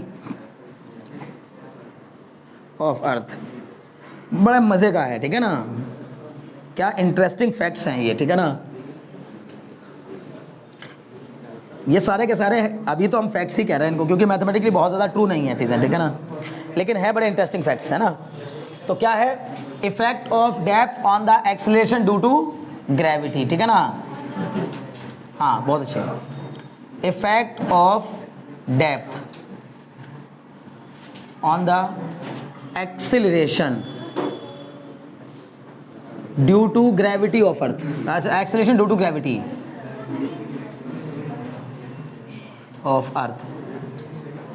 okay जी, चलो बिल्कुल चिंता नहीं करनी है, बेफिक्र होकर अपने सवाल करने, इसमें बहुत क्यूरियस क्वेश्चन होते हैं, बहुत सारी चीजें ऐसी हैं जब आप मुझसे पूछेंगे तो मैं उसको बता पाऊंगा बड़े मजे के साथ। जब आप सवाल करेंगे तब मैं उसके बारे में बहुत कुछ बताऊंगा तो मैं अपनी तरफ से पूरा, लेकिन फिर भी आपके पूछने से मेरे दिमाग में चीजें और निकल आती हैं कि अच्छा ये भी बता दें, ये भी बता दें, ठीक है ना? क्लियर? अब देखिएगा, इफेक्ट ऑफ डेप्थ की बात करते हैं, ठीक है ना? तो भाई इफेक्ट ऑफ डेप्थ का मतलब क्या है? मान लीजिए कि ये फिर से वही, अभी लिखना नहीं है, समझिए बस, फिर हम वही चीजें ध्यान लगाएंगे कि हम अर्थ को कंसीडर कर लेंगे क्या, कि अर्थ एक स्फीयर है जिसका मास कितना है, कैपिटल में, और रेडियस कितनी है, r। इसके सरफेस पर कोई पॉइंट ए है जहां पर एक m मास की कोई बॉडी लाई कर रही है, ये एट द सरफेस है। थोड़ी देर बाद हमने इस बॉडी को गड्ढा खोदकर अर्थ के अंदर नीचे ले गए, डेप्थ में जा रहे हैं, अब गहराई में जा रहे हैं। अब अर्थ के सरफेस से ऊपर नहीं जा रहे हैं, अर्थ के सरफेस से नीचे जा रहे हैं, गहराई में। तो जब हम गहराई में जा रहे हैं तो ये जो जहां तक हम पहुंच गए हैं वहां से हम एक और स्फीयर बनाएंगे। कितनी रेडियस का? अगर मैं डी डेप्थ नीचे गया, बहुत ध्यान सुनिएगा, ये है, वेरी गुड, ये सेंटर, तो ये तो हो गया इसका कितना, r। लेकिन अगर मैं यहां से गड्ढा खोदकर डी डेप्थ नीचे गया तो r माइनस डी रेडियस का, कितनी रेडियस का, r माइनस डी रेडियस का मैंने एक और स्फीयर अपने मन में एज्यूम कर लिया। क्यों एज्यूम कर लिया? क्योंकि अर्थ के अंदर ग्रेविटेशनल पुल या ग्रेविटेशनल पावर कहां से आई? बोलो, कौन सी वजह बनी है जिससे अर्थ के अंदर ग्रेविटेशनल पुल आ गया है? वो चीजों को अपनी ओर खींच रही है। किस कारण से खींचती है? बोलो, अपने मास के कारण। स्मॉल g बराबर capital G M upon R square, ठीक है ना? स्मॉल g बराबर capital G M upon R square, ठीक है ना? एक मिनट सुनो भाई, अच्छा सुनो, बस ध्यान दो। तो इफेक्ट ऑफ, सुनो, अच्छा क्या बता रहा था मैं? Effect of depth. हाँ, तो हमने कहा भाई अर्थ जो है, ये बच्चे ध्यान लगाओ, अर्थ के अंदर ये ग्रेविटेशनल पुल जो है ना, किसके कारण है? अर्थ के मास के कारण। क्यों भाई? स्मॉल जी बराबर capital G M upon R square. अलग अलग प्लेनेट की ग्रेविटी अलग अलग क्यों होती है, अगर कोई सवाल करे सर चूंकि सबका मास अलग अलग होता है, डिफरेंट बॉडीज का मास, क्या हर एक बॉडी के पास ग्रेविटी होती है? हाँ होती है। Everything has their on gravity, everything has their on gravity, उसकी अपनी ग्रेविटी होती है, लेकिन इतनी कम होती है कि उसको हम महसूस नहीं कर पाते। भाई मैंने कहा कि बच्चे ध्यान लगाओ, मैं कह रहा हूं कि मैं अभय को अट्रैक्ट कर रहा हूं और अभय मुझे अट्रैक्ट कर रहा है, तो किस वजह से कर रहा है? क्योंकि मेरी ग्रेविटेशनल पावर है, उसके पास भी एक ग्रेविटेशनल पुल है जिससे वो चीजों को खींचता है अपनी ओर। क्लियर है? लेकिन वो इतना कम है कि उसको हम लोग महसूस नहीं कर पाते हैं। क्लियर है ना? बहुत अच्छे। तो अब लेकिन इसका मतलब अर्थ के मास के कारण ये ग्रेविटेशनल पुल आया है, अर्थ के अंदर आया।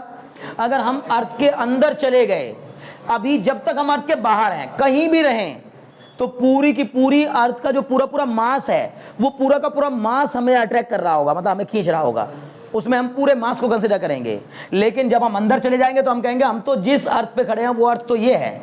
जब हम बी पॉइंट पर पहुंच जाएंगे तो बी पॉइंट पर इस बॉडी का मास तो उतना ही रहेगा स्मॉल एम, लेकिन स्मॉल एम मास की ये बॉडी अब कहेगी मैं तो इस अर्थ के ऊपर खड़ी हूं, छोटी अर्थ के ऊपर। समझिए ना?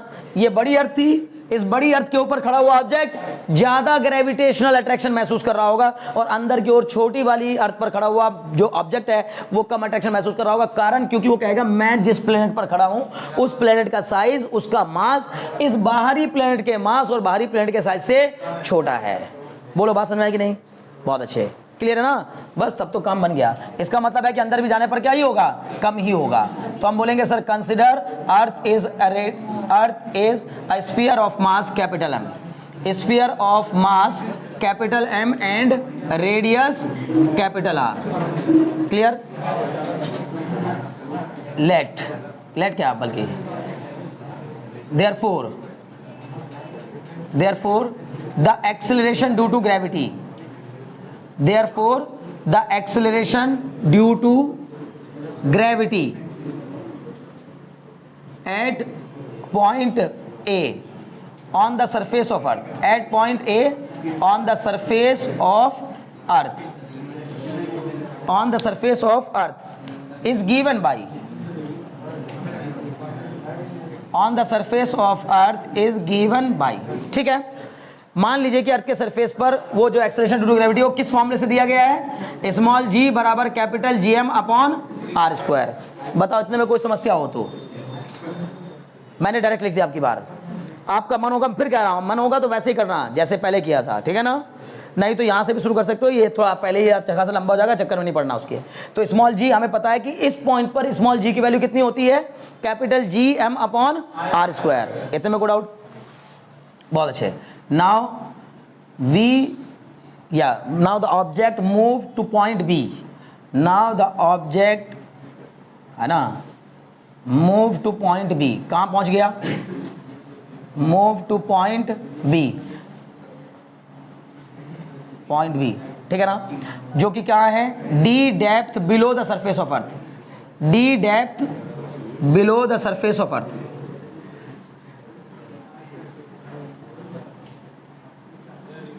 कितना अच्छा होता अगर तुम मुझे थोड़ा सा ध्यान दिला देते, लेकिन चलो कोई बात नहीं, मैं यही कर देता हूँ। आपको ये काम एक लाइन में नहीं करना होगा कभी भी, ध्यान रखना। एक लाइन में एक ही स्टेटमेंट लिखा जाता है बस, मैथमेटिकल स्टेटमेंट एक लाइन में एक ही बार लिखा जाता है ना? हाँ वेरी गुड। हमें इसको क्या कर लेना चाहिए था? पहले ही मास को कन्वर्ट कर लेना चाहिए था, capital G into volume into density upon में आर स्क्वायर।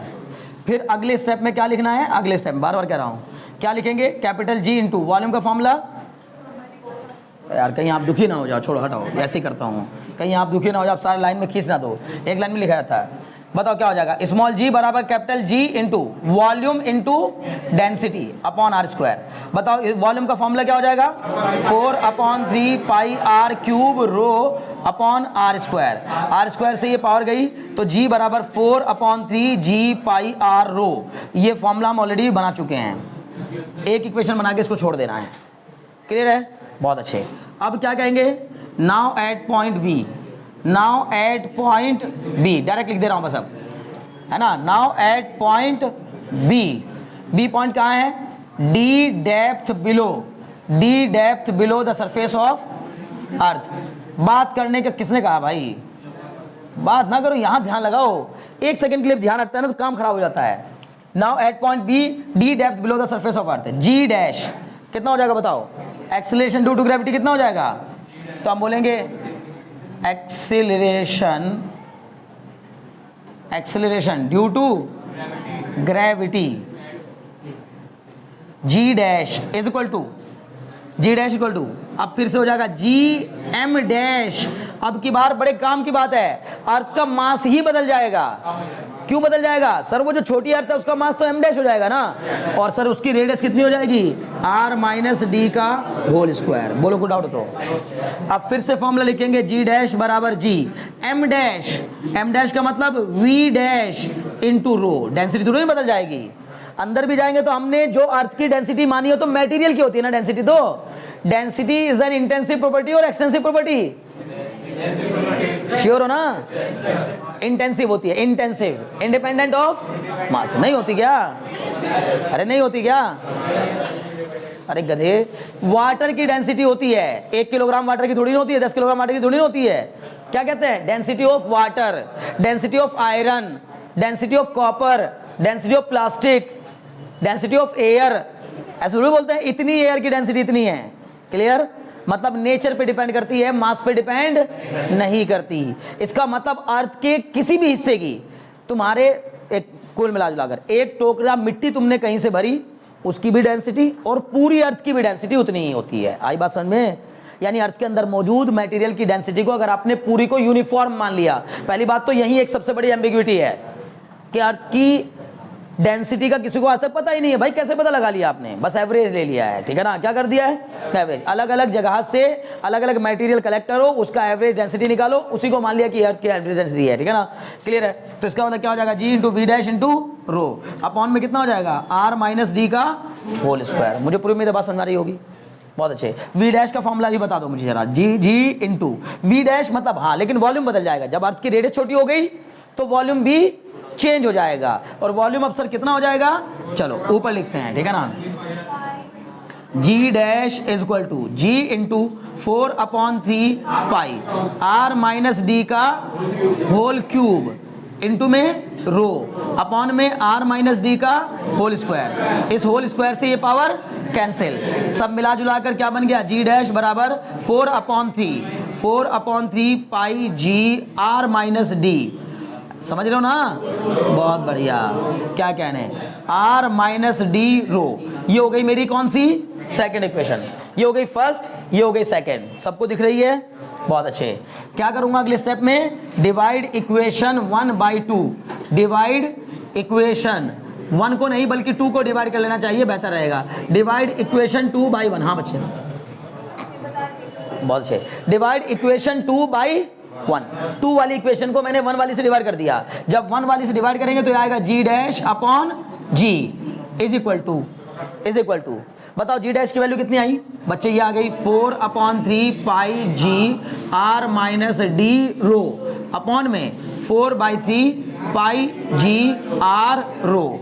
अब जरा मुझे बताओ 4/3 पाई से 4/3 पाई कैंसिल, कैपिटल जी से capital G cancel, very good, rho से रो कैंसिल, क्या कहने, जी डैश अपॉन जी बराबर R minus D upon R, क्या ऐसा ही कुछ बचा, समझ में आ रहा है, बहुत अच्छे। आर को जबरदस्ती कॉमन ले लिया, जी डैश अपॉन जी बराबर आर जबरदस्ती कॉमन लिया, कितना बचा यहाँ से 1 माइनस डी अपॉन आर, और अपॉन में आर, इस आर से ये आर कैंसिल, यहाँ से अल्टीमेटली आ गया जी डैश बराबर G into 1 minus D upon R. भाई ध्यान से देखो, फिर से एक नया फॉर्मूला बन गया, जी डैश बराबर G into 1 minus D upon R. पहली बात, पहला वाला फॉर्मूला मैथमेटिकली सही नहीं था, लेकिन ये बिल्कुल सही है, इसकी चिंता नहीं करनी। बोलो क्यों, क्योंकि हमने इसमें ऐसा कोई एजम्पशन नहीं माना कि बाइनोमियल के बड़े टर्म्स को क्या कर दिया, नेगलेक्ट कर दिया, हायर टर्म्स को क्या कर दिया, नेगलेक्ट। इसमें कहीं बाइनोमियल लगी ही नहीं, इसमें तो बाइनोमियल नहीं लगी ना कहीं भी, तो इसमें अभी तक जस्टिफाइड है, पूरी मैथ्स जस्टिफाइड है, कहीं भी हमने कोई जबरदस्ती की मैथ्स अप्लाई नहीं की है। उम्मीद है बात समझ में आ रही होगी, क्लियर, बहुत अच्छे। अब जरा देखकर बताओ, फिर से यहां पे आ जाओ एक सेकंड के लिए बस, और बताओ अगर d की वैल्यू बढ़ेगी, d मतलब डेप्थ, गहराई, d मतलब गहराई, अर्थ के अंदर गहराई बढ़ेगी, तो जैसे जैसे डेप्थ बढ़ेगी वैसे वैसे डी बाई आर की वैल्यू बढ़ेगी। 1 में से बढ़ती हुई वैल्यू को घटाएंगे तो वैल्यू घटेगी। इसका मतलब हम कहेंगे दिस, वही बिल्कुल सेम स्टेटमेंट पिछले वाले लिख देंगे, this expression shows that as the value of D increases the acceleration due to gravity decreases. बोलो कोई डाउट हो तो? पक्का? बहुत अच्छे, नोट कर लीजिए जल्दी से, ठीक है ना, जितनी जल्दी हो सके। लास्ट में एक स्टेटमेंट लिखना है आप लोगों को, लिखिए this expression shows that as the depth, this expression shows that as the depth below the surface of earth increases, this expression shows that as the depth below the surface of earth increases the acceleration due to gravity decreases. As the depth below the surface of earth increases the acceleration due to gravity decreases. ठीक है, the acceleration due to gravity decreases. बताओ, है ना, acceleration due to gravity at the center of earth zero, acceleration due to gravity at the centre of earth की अगर हम बात करेंगे तो इसका सीधा मतलब हो गया डी कितने के इक्वल हो जाएगा? शिवांश बताइए, देखो शिवांश बताओ, अगर मैं कह रहा हूं acceleration due to gravity at the centre of earth, बताओ नहीं, उसको बताओ नहीं, acceleration due to gravity at the centre of earth, बताओ ना भाई।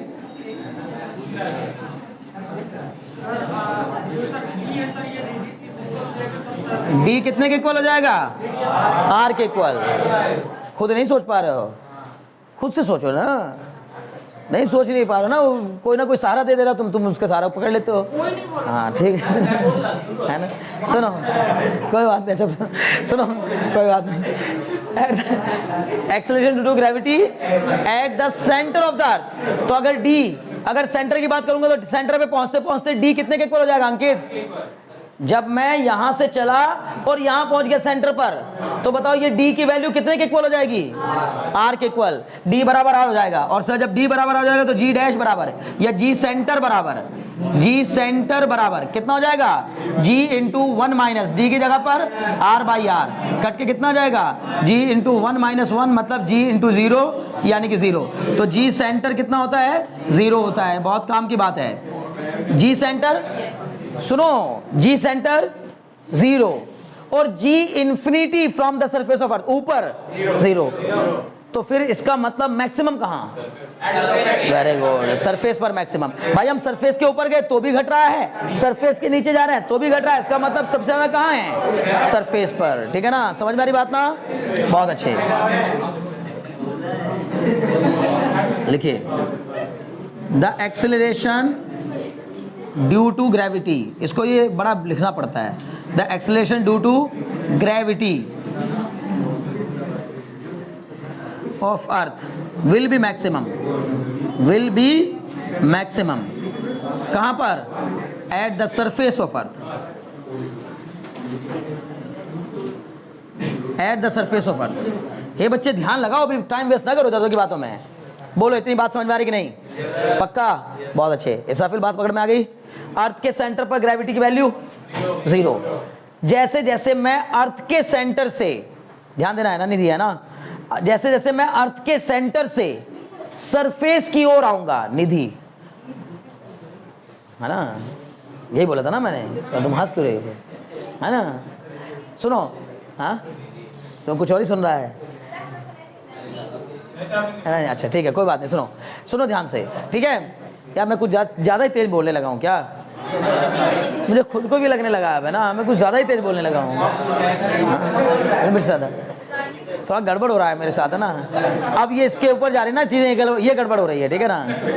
चलो खैर कोई नहीं, थोड़ा सा धीमे बोलने की प्रैक्टिस करेंगे, ठीक है? अब सुनो, मैं ये कह रहा था, सुनो, अच्छा सुनो, अगर हम अर्थ के सेंटर से सरफेस की ओर जाएंगे, सब लोग ध्यान से सुनना, मैं जिससे पूछूं जवाब वो देगा। अर्थ के सेंटर से सरफेस की ओर जाएंगे, एक्सेलरेशन ड्यू टू ग्रेविटी पर क्या इंपैक्ट पड़ेगा? कोई नहीं बोलेगा? ठीक है, ओके, इसका मतलब समझ में आ गया आप लोगों को, है ना, बहुत अच्छे से। अगर आपके सेंटर से सरफेस की ओर जाएंगे तो पहले एक्सेलरेशन ड्यू टू ग्रेविटी बढ़ेगा, और फिर सर जब सरफेस के बियॉन्ड जाने लगेंगे घटने लगेगा। बोलो तो मेरे को डाउट हो तो? बहुत बढ़िया। यानी अगर मैं तुमसे, सुनो बच्चे सुनो, अगर तुमसे कोई ये कहे, सुनो ध्यान लगाओ, अगर ये कहे कि एक्सेलरेशन ड्यू टू ग्रेविटी पर अर्थ के सेंटर से लेकर इनफाइनाइट के बीच में ग्राफ बनाओ, मतलब अर्थ के सेंटर से लेकर इन्फिनिटी के बीच का ग्राफ बनाओ, तो आप सेंटर से, बार बार कह रहा हूं, अगर उसने बोला फ्रॉम सेंटर टू इन्फिनिटी, तो पहले आप उसको बढ़ाएंगे फिर घटाएंगे। ये नहीं कहेंगे कि सर आपने बोला था पहले क्या होगा, पहले घटेगा फिर घटेगा। मैक्सिमम कहां पर रहेगा, सॉरी पहले, अच्छा ऊपर से नीचे आओगे तो भी क्या होगा, अगर इन्फिनिटी से नीचे की ओर आओगे तो भी पहले बढ़ेगा फिर घटेगा। बोलो कोई डाउट तो नहीं? श्योर हो? पक्का? बहुत अच्छे। अगर मैंने आपसे एक छोटा सा सवाल फिर पूछ लिया, बहुत काम का सवाल है, ठीक है ना, पहले ध्यान सुनो, बार बार रिपीट कर रहा हूं। अगर कोई ये कहे कि सेंटर से इन्फिनिटी की ओर जाएंगे तो एक्सेलरेशन ड्यू टू ग्रेविटी पर क्या इंपैक्ट पड़ेगा? क्लियर है? आपने बताया कि सर सेंटर से इन्फिनिटी की ओर जाने पर सर पहले बढ़ेगा फिर उसके ऊपर जाने लगेंगे तो घटेगा। मैक्सिमम कहां पर होगा? सरफेस पर मैक्सिमम होगा।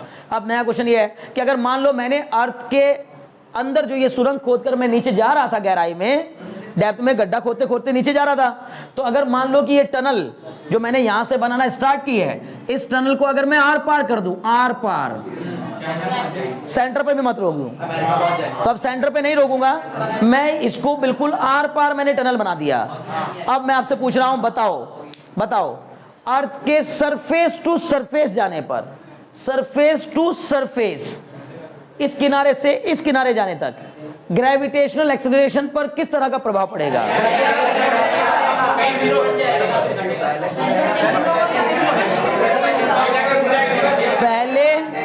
पहले घटेगा, फिर एक टाइम आएगा जीरो हो जाएगा, फिर बढ़ेगा। वेरी गुड, बहुत बढ़िया। क्या कहने हैं, समझिए क्या ऐसा? बहुत अच्छे, बहुत अच्छे, समझ में आ गया। इसका मतलब तुमने बहुत मन से आज, इससे देखो, सुनो मेरी बात, इससे पता चल रहा है या तो इसके दो असर हो सकते हैं, क्योंकि ये टॉपिक स्कूल में भी बहुत जोर दे के समझाया गया होगा, लेकिन यार, है ना, ओके।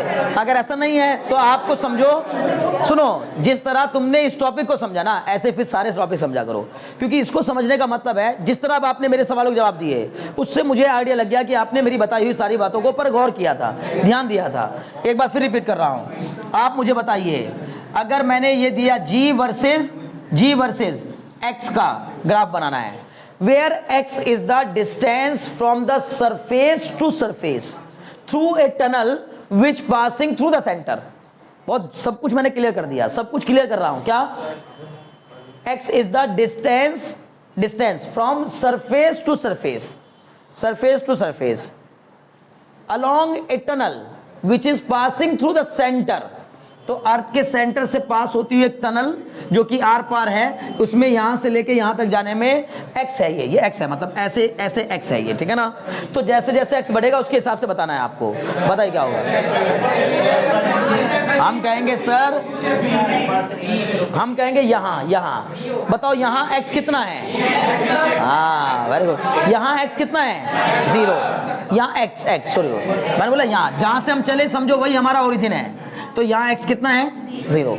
तो जब x 0 तो यहां पर मैक्सिमम, तो यहां हो गया मैक्सिमम। सर जब x की वैल्यू 0 तो उस समय ग्रेविटी की वैल्यू मैक्सिमम। जैसे जैसे x बढ़ता जाएगा ग्रेविटेशनल एक्सेलरेशन घटता जाएगा। सर कितने के? घटता कहां तक चल जाएगा सर? यहां तक, इस पॉइंट तक जाएगा। इस पॉइंट पर, ये पॉइंट के कोऑर्डिनेट क्या होंगे? अगर पूछो इस पॉइंट के कोऑर्डिनेट क्या होंगे? सर यहां x बराबर r हो जाएगा, x बराबर r। ये x r के इक्वल, मतलब ये x में बढ़ाया कहां तक चला गया? r तक पहुंच गया, तो सेंटर पे पहुंच गया। सेंटर पे सर ग्रेविटी क्या होती है? 0। अब मैं सेंटर के बियॉन्ड गया तो x अभी भी बढ़ रहा है, x नहीं घट रहा, क्योंकि x तो मेरा वहां से लगातार बढ़ता ही जाएगा। इसका मतलब मैं इसके बियॉन्ड भी अगर x को बढ़ाऊंगा, अगर इसके बियॉन्ड भी मैं x को और बढ़ाऊंगा, लेकिन सर सेंटर के बाद जैसे ही सेंटर पार करके हम अगली तरफ निकलेंगे, एक कदम भी अगला उठाएंगे तो अब ग्रेविटी बढ़ना स्टार्ट हो जाएगी। कारण कारण क्योंकि सर सेंटर के ऊपर हमेशा ज्यादा होती है, सेंटर के ऊपर। अब ये जो पॉइंट है ये भी सेंटर के ऊपर है, नहीं समझे दिव्यांशु? तुम क्या कह रहे हो, सेंटर के नीचे है? ये पॉइंट कहाँ है? सेंटर के ऊपर ही है, समझ गए ना? हाँ, बस एज्यूम करने की बात है, समझ गए ना? मैं पहले भी कई बार बता चुका हूं कि यहां खड़ा हुआ व्यक्ति भी कहता है मैं अर्थ के ऊपर खड़ा हूं, और यहां खड़ा हुआ व्यक्ति भी कहता है मैं अर्थ के ऊपर खड़ा हूं। जो यहां खड़ा है उसके लिए सेंटर नीचे यहां है, और जो यहां खड़ा है उसके लिए भी सेंटर नीचे यहां है, समझ गए ना? तो बच्चे जैसे अब हम नीचे जाने लगेंगे ना तो ग्रेविटेशनल पुल जो है वो बढ़ने लगेगा, क्योंकि सेंटर के ऊपर की ओर जाने पर ग्रेविटेशनल एक्सेलरेशन बढ़ता है, सेंटर के ऊपर की ओर जाने पर, अर्थ के सेंटर के ऊपर की ओर जाने पर। और ये हम अर्थ के सेंटर के नीचे की ओर लग रहा है हमें, ऊपर से देखेंगे तो नीचे ही कहा जाएगा, लेकिन इधर के हिसाब से देखेंगे सरफेस अब इधर आएगा। जब हम इसके बियॉन्ड चले जाएंगे तो अब हम इसको सरफेस कंसिडर करने लगेंगे, तो सरफेस पर मैक्सिमम होगा, यहां मैक्सिमम और यहां जीरो। समझ गए? निधि बात समझ में आ रही है? बहुत अच्छे। तो बताओ कितना हो जाएगा? हम बोले सर ये ऐसे जाएगा, यहां पहुंचते पहुंचते कितना हो जाएगा? फिर से मैक्सिमम, मतलब कितना? 9.8। तो ये v भी जो है ना, इस v को आप ऊपर मत बढ़ा दीजिएगा, है ना? नाइकी वाला राइट मत लगा देना, ठीक है ना? क्या करना है, पूरा v बनाना एकदम क्लियर, प्रॉपर v, मतलब इसी की ऊंचाई का v। बोलो बात समझ में आएगी नहीं? कोई डाउट है इसमें? नहीं। इस तरह का ग्राफ बनेगा, पहले घटेगा, जीरो को अटेन करेगा, फिर बढ़ेगा, ठीक है? ओके जी, हाँ बोलो क्या कहना चाह रहे हो?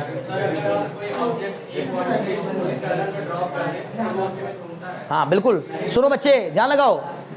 अब एक सवाल उठा है कि सर अगर कोई ऑब्जेक्ट हम इस टनल के अंदर यहां से ड्रॉप कर दें, केवल ड्रॉप कर दें, तो क्या होगा? अगर ये ऑब्जेक्ट आपने इस टनल के ऊपर यहां से ड्रॉप कर दिया, ड्रॉप का मतलब होता है u0, तो आपने u को 0 लेते हुए उसको छोड़ दिया। जब u को 0 लेते हुए छोड़ेंगे तो ग्रेविटेशनल एक्सेलरेशन उस u को बढ़ाएगा, पहले बढ़ाएगा। बोलो क्यों?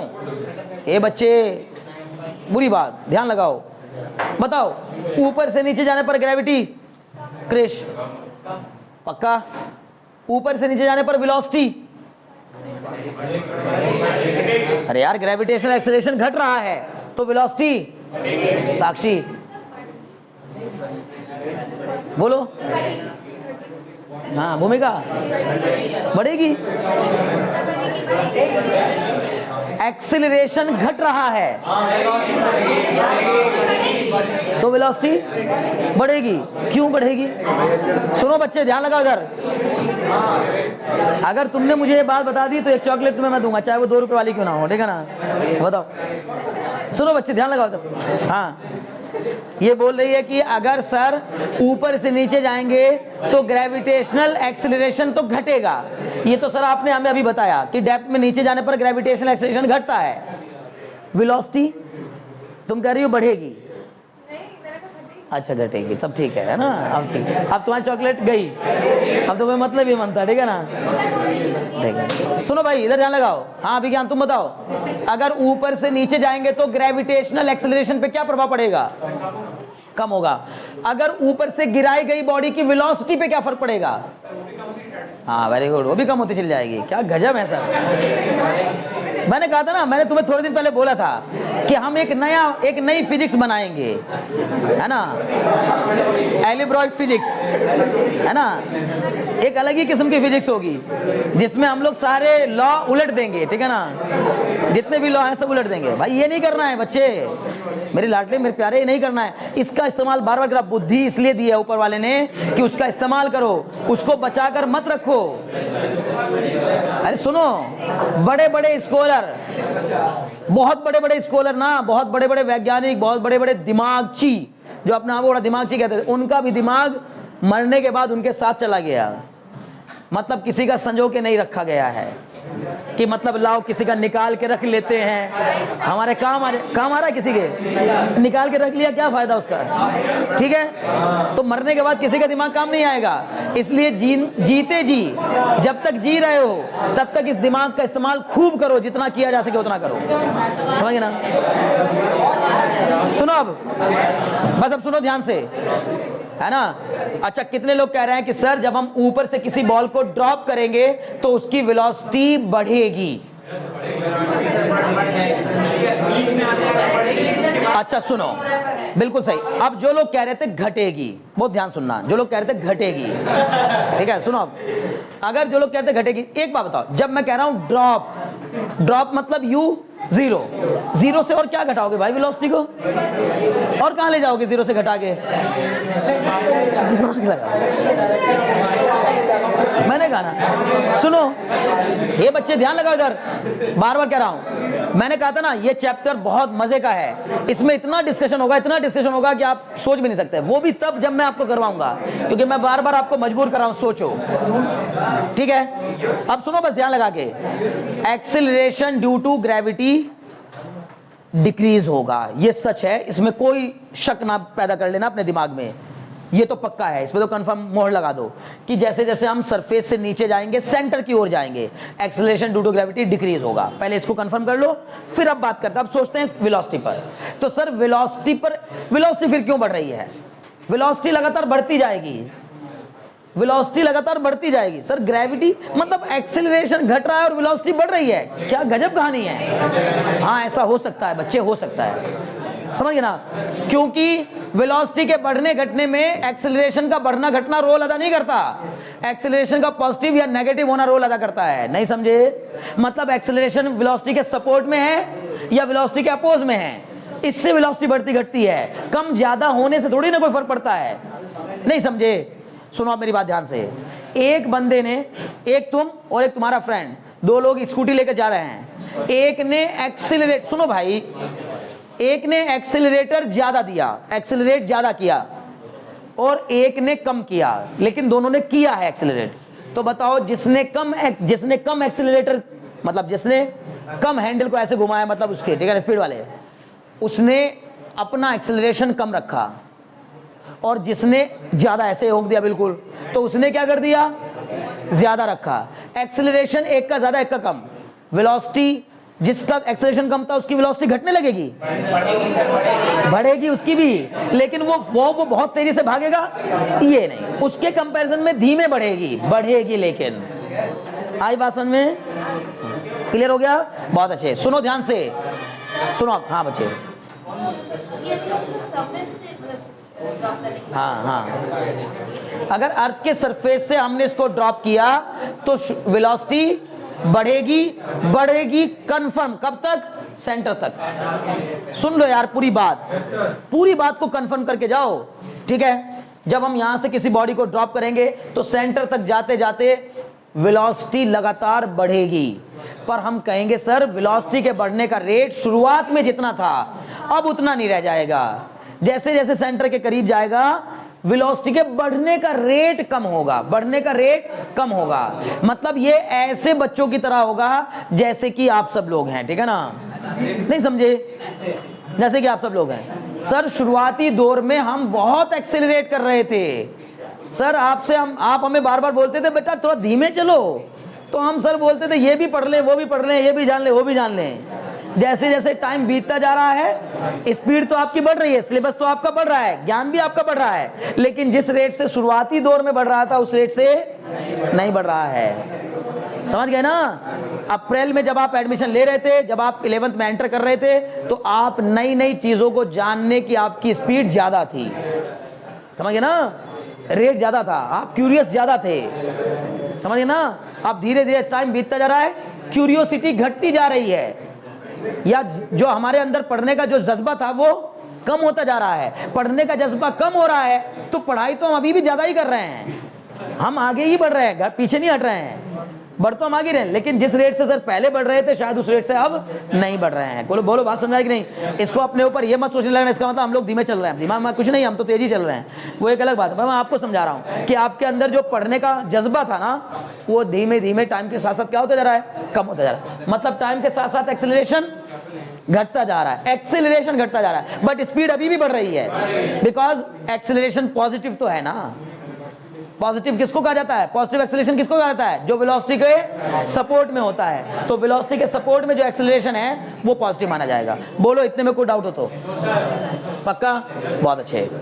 देखो कितनी बात कर ली इस बीच में, चलो छोड़ दो, इधर ध्यान लगाओ, इस बीच में इतनी बातें कर ली, इसका कहना नहीं। सुनो देखो अब क्या होगा, हो गया, यहां तक समझ में आया? बताओ, यहां से यहां तक जाते जाते वेलोसिटी बढ़ेगी। बताओ ऐसा ही आपने और किस केस में पढ़ा इससे पहले?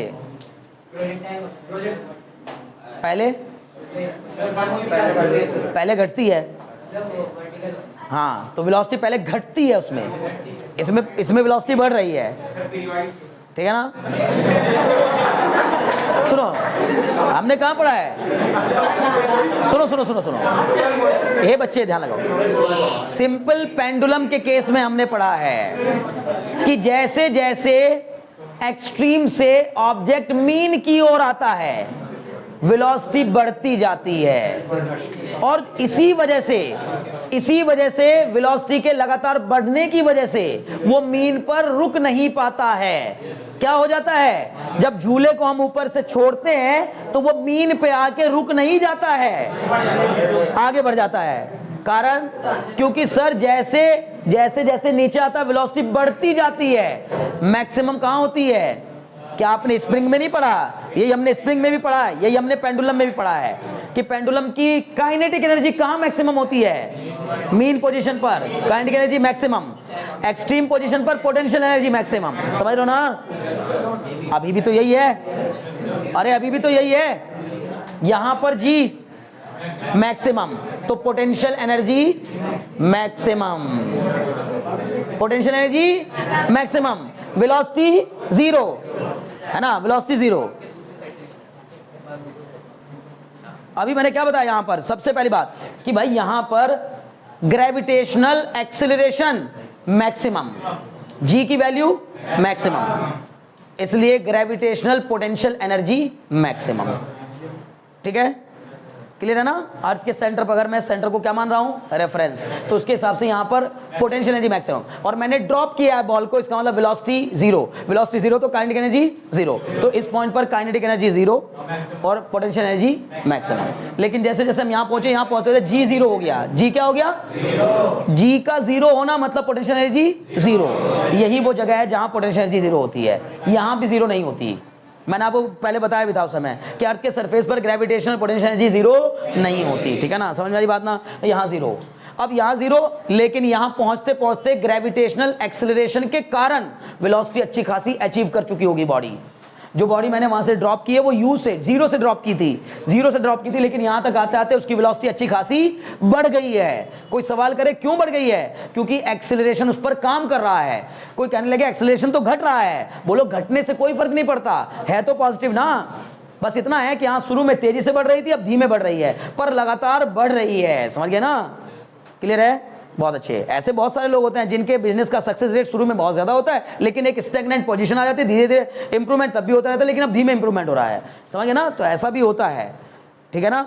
और किसी किसी के केस में ऐसा होता है कि शुरुआत में इंप्रूवमेंट बहुत धीमे होता है, लेकिन बाद का जैसे जैसे टाइम बीतता जाता है इंप्रूवमेंट बहुत ज्यादा होता जाता है, और उसका मतलब इंक्रीमेंट भी बहुत ज्यादा होता जाता है। क्लियर है ना? कोई डाउट तो नहीं इसमें? बहुत अच्छे। अब यहां पहुंच गए, यहां पर kinetic energy maximum, potential energy zero, velocity maximum. इतनी वेलोसिटी हो गई कि ये किसी भी कीमत पे सेंटर पर रुकेगी नहीं। उस वेलोसिटी के कारण ड्यू टू इनर्शिया जो बॉडी रेस्ट में होती है रेस्ट में रहती है, मोशन में होती तो मोशन में रहती है। सोचो कितने प्रिंसिपल काम कर रहे हैं भाई, कितने प्रिंसिपल ले आया मैं। ठीक है ना? तो यहां से इसका मतलब बॉडी चूंकि मोशन में आई थी यहां पर, तो मोशन में रहना चाहेगी। अब ये नीचे चली जाएगी, मतलब यहां से आगे जब बॉडी जाएगी, जब बॉडी इसके बियॉन्ड जाएगी, अब बताओ उसकी वेलोसिटी बढ़ेगी या घटेगी? सोच लो, पक्का? श्योर हो? अच्छा बताओ, यहां acceleration due to gravity positive और नेगेटिव? वेलोसिटी के रेस्पेक्ट में नेगेटिव, वैसे देखा जाए तो पॉजिटिव ही है। कारण यह है क्योंकि जीरो के ऊपर इधर भी पॉजिटिव होता है सर, इधर भी पॉजिटिव होता है, लेकिन चूंकि अब हमारी वेलोसिटी की डायरेक्शन ये है और ग्रेविटेशनल एक्सेलरेशन की डायरेक्शन ये है। बोलो समझ में आ रही कि नहीं? ग्रेविटी हमेशा सेंटर की ओर एक्ट करती है। बताओ अगर मैं आपसे पूछूं यहां पर ग्रेविटी की डायरेक्शन, तो बोलेंगे सर इधर की ओर। मैं बोलूं यहां पर ग्रेविटी की डायरेक्शन इधर की, मैं बोलूं यहां पर ग्रेविटी की डायरेक्शन इधर की, और मैं बोलूं यहां पर ग्रेविटी की डायरेक्शन, तो इधर ग्रेविटी की डायरेक्शन भी नीचे और वेलोसिटी भी, जब तक वो नीचे जा रही थी, जब तक वो सेंटर पे पहुंची तो ग्रेविटेशनल एक्सेलरेशन भी नीचे की ओर लग रहा है और वेलोसिटी भी नीचे की ओर है। इसका मतलब सपोर्ट में है, इसका मतलब वेलोसिटी को बढ़ाएगा और यहां तक जाते जाते वेलोसिटी मैक्सिमम हो जाएगी। और फिर सर जब इसके बाद ये इसके बियॉन्ड जाएगा तो अब ग्रेविटी लगने लगी ऊपर और वेलोसिटी है नीचे, इसलिए अब वो वेलोसिटी को घटाएगा, रिड्यूस करेगा, रिटार्डेशन प्रोड्यूस हो जाएगा। समझ में आई बात ना? अब तुमसे अगर कोई पूछ ले कि बताओ यहां से यहां तक के मोशन में एक्सेलरेशन या रिटार्डेशन, बोलेंगे एक्सेलरेशन। इसके नीचे के मोशन में रिटार्डेशन। अब रिटार्डेशन लगते लगते जब ये यहां पहुंचेगा तो जाहिर है कि जितना दूर उधर से यहां आया था सेंटर तक, सेंटर से सरफेस तक जाने में फिर उतनी दूरी तय करनी पड़ेगी। इसका मतलब रिटार्डेशन उस वेलोसिटी को यहां तक जाते जाते फिर से क्या कर देगा, जीरो कर देगा। ये वैसा हो जाएगा, ये वैसा हो जाएगा जैसे हम अर्थ के सरफेस पे खड़े होकर बोलते थे कि हाईएस्ट पॉइंट पर velocity zero but acceleration does not zero. ऐसा केस बन जाएगा। बोलो बन जाएगा कि नहीं? क्योंकि इसके लिए तो अब यहां से अगर मैं देखूंगा तो यहां से तो ये हाईएस्ट पॉइंट ही हो गया ना, या अगर सेंटर से देखूंगा तो सेंटर के तो ऊपर है ना वाला पॉइंट भी, तो सेंटर के ऊपर ही हाईएस्ट पॉइंट हो गया एक तरीके से। यहां पर जाते जाते वेलोसिटी फिर से जीरो, लेकिन एक्सेलरेशन जीरो नहीं है। अब एक्सेलरेशन अगर जीरो नहीं है तो इसका मतलब बॉडी को फिर से नीचे खींचेगा। नहीं समझे? ये देखने में हमारे हिसाब से तो ये ऊपर जाएगी, पर वहां खड़े हुए व्यक्ति को है ना, इधर निखिल खड़े हो गए है ना और इधर मैं खड़ा हो गया, ठीक है ना? समझ में आ रही बात ना?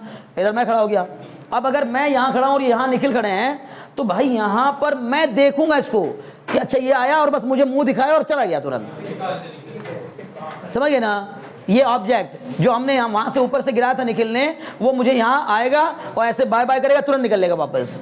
कारण क्योंकि यहां पर वेलोसिटी जीरो तो हुई है एक क्षण के लिए, लेकिन तुरंत ग्रेविटेशनल पुल ने उसको वापस खींच लिया ऊपर की ओर। तो इसका मतलब यहां से फिर से खींचने लगेगी और जब खींचेगी तो इसका मतलब अब बताओ यहां से वहां जाते समय वेलोसिटी बढ़ेगी।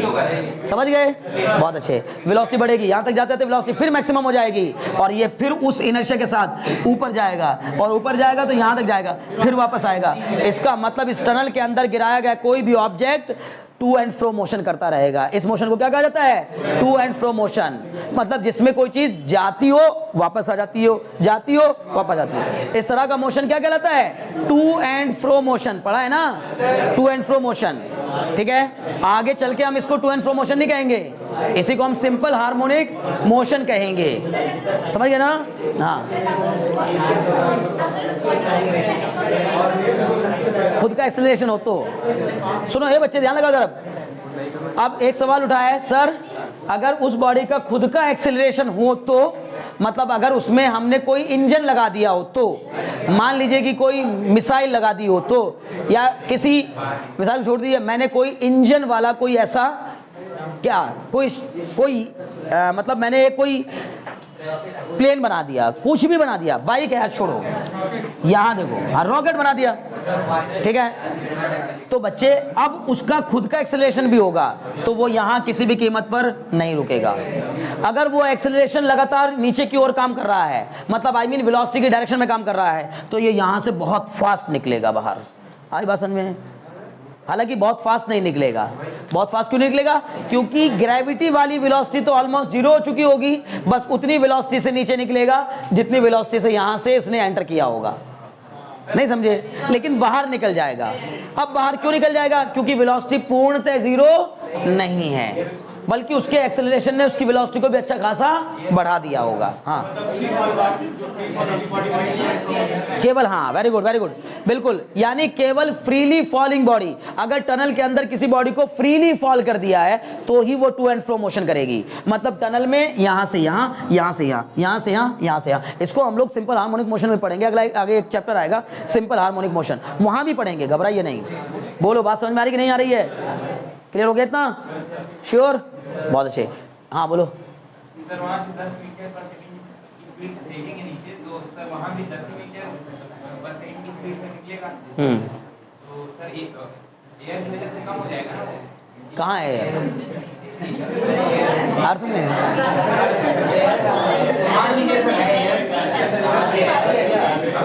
जब तक सुनो, एक बहुत काम की बात, एक सवाल और पूछा गया कि भैया जब तक जी मैक्सिमम नहीं हो जाएगा क्या ये तब तक वापस नहीं जाएगी? जी के मैक्सिमम होने या मिनिमम होने से कोई मतलब नहीं है, मतलब है वेलोसिटी के जीरो होने से। जब तक वेलोसिटी जीरो नहीं हो जाएगी तब तक ये आगे बढ़ती जाएगी। कोई भी चीज एक्सेलरेशन के अगेंस्ट तब तक आगे बढ़ती है जब तक उसकी वेलोसिटी को वो एक्सेलरेशन जीरो ना कर दे। उस जगह पर वो एक्सेलरेशन चाहे पॉजिटिव हो, चाहे जीरो हो, चाहे वो कम हो, चाहे ज्यादा हो, उससे कोई फर्क नहीं पड़ता, समझ ना। इसलिए हाईएस्ट पॉइंट पर वेलोसिटी जीरो। बोलो भाई, बात समझ में आ रही कि नहीं आ रही है? हाँ हाँ बोलो। सर ये रुकती जाएगी तो सर एक टाइम आएगा कि वो बीच में हवा में मतलब थोड़ा ऊपर नीचे ऊपर नीचे करता है, एक टाइम आएगा वो रुक जाएगी। हाँ रुक जाएगी, ठीक है। सुनो बच्चे, इधर ध्यान दो, एक मिनट सुनो। इनका कहना यह है कि अगर मैंने एक बार सर फ्रीली फॉल कर दिया तो क्या हवा के रिटार्डेशन से रुक जाएगी क्या? कभी ना कभी नहीं रुकेगी। कारण क्योंकि ग्रेविटेशनल पुल इतना काम करेगा उसके ऊपर कि एयर का रेजिस्टेंस उसको कुछ भी इंपैक्ट नहीं कर पाएगा। ग्रेविटेशनल पुल बहुत ज्यादा होता है, समझ ना। यहाँ पर अर्थ का ग्रेविटेशनल पुल बहुत ज्यादा है। 6400 किलोमीटर तक जाते जाते पता है ये कितनी वेलोसिटी अटेंड कर चुका होगा? ये बहुत हाई वेलोसिटी अटेंड कर चुका होगा। उसको रोकना इतना आसान नहीं है, समझ ना। उसको सिर्फ कौन रोक सकता है? वही रोक सकता है जिसने उसको बढ़ाया है। इसको किसने बढ़ावा दिया है? ग्रेविटेशनल एक्सेलरेशन ने। वही वहां तक जाते जाते उसको जीरो करेगा। हम अगर ये सोचे कि यहाँ दीवार खड़ी कर दें उसको रोक देंगे तो बहुत मुश्किल हो जाएगा हमारे लिए, समझ ना। दीवार तोड़ के निकल जाएगा वो, बात सही है, समझ गए ना। अभी क्लियर है? नहीं समझे?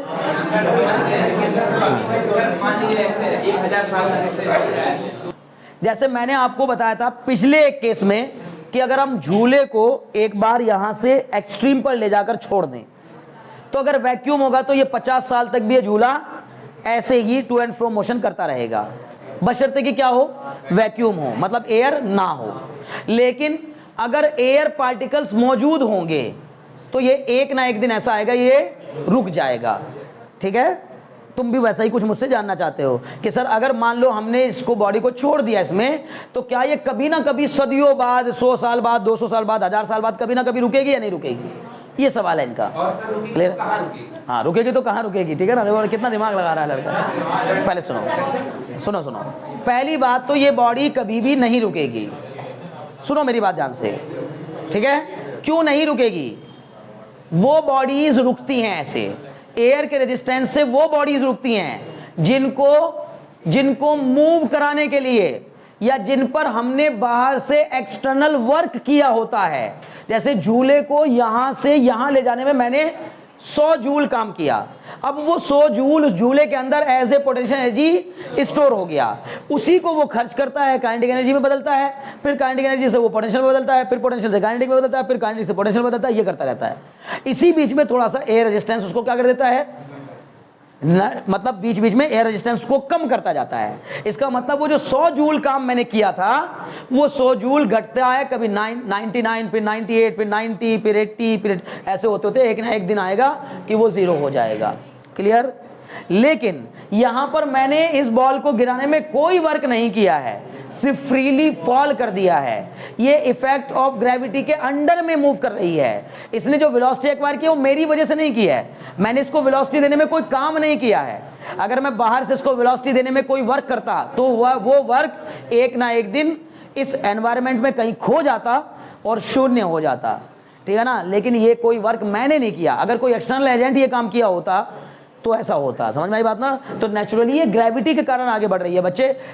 इसको एयर रेजिस्टेंस उस तरह से रोक नहीं पाएगा। समझ में आ रही बात ना। ये कहने का मतलब है। क्लियर हो गया? हाँ, हमेशा के लिए ये बॉडी, मैं बार बार कह रहा हूँ, हमेशा के लिए ये बॉडी ऊपर नीचे टू एंड फ्रो मोशन करती रहेगी। लेकिन अब सवाल ये उठता है कि तब तो सर बहुत तगड़ा है, अलग ही किस्म की बात है। लेकिन ये सब बातें कैसी हैं? हाइपोथेटिकल। सब बातें हाइपोथेटिकल हैं। क्यों है हाइपोथेटिकल? क्योंकि सर हम अर्थ पर इतनी बड़ी टनल इतनी आसानी से खोद नहीं पाएंगे, क्योंकि जो मटेरियल हम यूज करते हैं वो मटेरियल भी हम अर्थ से ही निकाल कर यूज करते हैं। तो अर्थ के अंदर लाई करने वाला कोई भी मटेरियल इतना ज्यादा तगड़ा नहीं है कि जो अर्थ में इतना लंबा चौड़ा गड्ढा खोद दे। समझ में आ रही बात ना? अभी बात समझ में आ गई ना? इसलिए जरूर नहीं है। क्वेश्चन करें। हाँ बच्चे बोलो।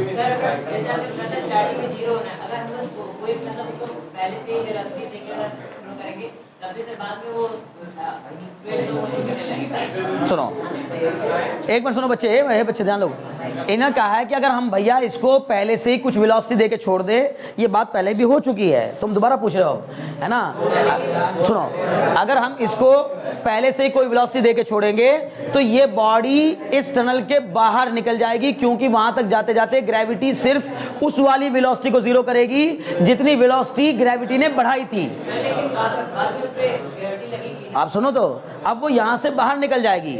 अगर बाहर निकलने पर उसने कोई और रास्ता नहीं पकड़ा, मतलब वो बॉल, ध्यान सुनना, ऐसे वो बॉल इस टनल से, मान लो कि हम अब जहां खड़े हैं वो ये वाला पॉइंट है, मान लो हम यहां से बॉल निकली, हम वो समझो ऊपर है, कहीं भी निकलेगी ना, वहां के पे खड़े हुए आदमी को क्या ही लगेगा कि नीचे से बॉल आ रही है।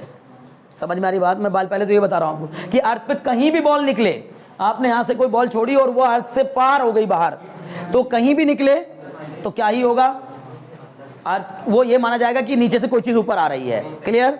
अब जब ये बाहर निकलेगी, अगर ये बॉल ऐसे सीधी गई और सीधी वापस आ गई तो ऐसे ही करती रहेगी जहां तक, अब वहां नहीं, जहां है फिर वहीं तक जाएगी, फिर वहां से नीचे, फिर ऊपर, फिर नीचे। क्लियर है? हाँ बिल्कुल, अपोजिट साइड में वहां तक ऊपर जाएगी जहां तक अब वो वाली वेलोसिटी जीरो ना हो जाए जो वेलोसिटी आपने बाहर से दी थी। सुनो, अब ध्यान लगाओ, बड़ा दिमाग लगा रहा है, और इसने जो दिमाग लगाया था उसको भी और समझो कि मान लो मैंने इसको बाहर से वेलोसिटी देकर छोड़ा, तो किसी भी बॉडी को वेलोसिटी देकर छोड़ना मतलब उस पर वर्क करना, कितने के इक्वल बोलो? वर्क डन बराबर चेंज इन काइनेटिक एनर्जी। अगर मैंने किसी बॉडी को 60 मीटर पर सेकंड की वेलोसिटी देकर के धक्का दे दिया, समझो मैंने उस पर वर्क किया। कितना वर्क किया sir? Half M V square minus U square. अगर वो पहले रेस्ट में खड़ी थी तो समझो हाफ एम वी स्क्वायर के बराबर ही मैंने वर्क किया। बोलो बात समझ में आ रही कि नहीं? क्लियर हो रहा? तो मैंने इस पर जो एक्सटर्नल वर्क किया है वो वर्क के कारण ये बाहर आएगी, और बाहर चूंकि इसको एयर पार्टिकल्स मिलेंगे, उस वाले वर्क को जीरो कर सकते हैं जो वर्क मैंने एक्सटर्नली किया है, नेचुरल नहीं था वो। समझ गए? तो एक जमाना ऐसा आएगा कि जिसमें ये टनल के बाहर जाएगी, लेकिन अब हर बार अब उतनी दूर तक नहीं जाएगी, क्योंकि एयर रेजिस्टेंस को बाहर की ओर कम करेगा, फिर नीचे जाएगी, फिर उधर कम करेगा, थोड़ा कम करते करते एक दिन आएगा कि ये अर्थ के बस टनल के अंदर अंदर रह जाएगी, फिर बाहर नहीं रहेगी। बोलो कुछ बात समझ में आ रही कि नहीं? बहुत दिमाग लगा, ये है, अगर आप दिमाग लगाओगे यहाँ बैठे बैठे आप कितनी रहस्यमयी बातों को सोच रहे हो, ये सब लेकिन है क्या? हाइपोथेटिकल। लेकिन फिजिक्स इसी का नाम है बच्चों, इफ एंड बट पे चलती है। अगर ऐसा हो तो क्या होगा? अगर हमने लगा दिया कि सर अगर हमने इसको वेलोसिटी देके फेंका तो, समझ गए ना? ओके, चलिए एक न्यूमेरिकल करेंगे, फिर आपको थोड़ा सा अच्छा लगेगा कि हाँ कुछ हमने काम की बातें कर ली हैं, मजेदार। लिखिए, हाँ नहीं, assuming the earth to be a sphere, लिखिए न्यूमेरिकल एक। हाँ बच्चे,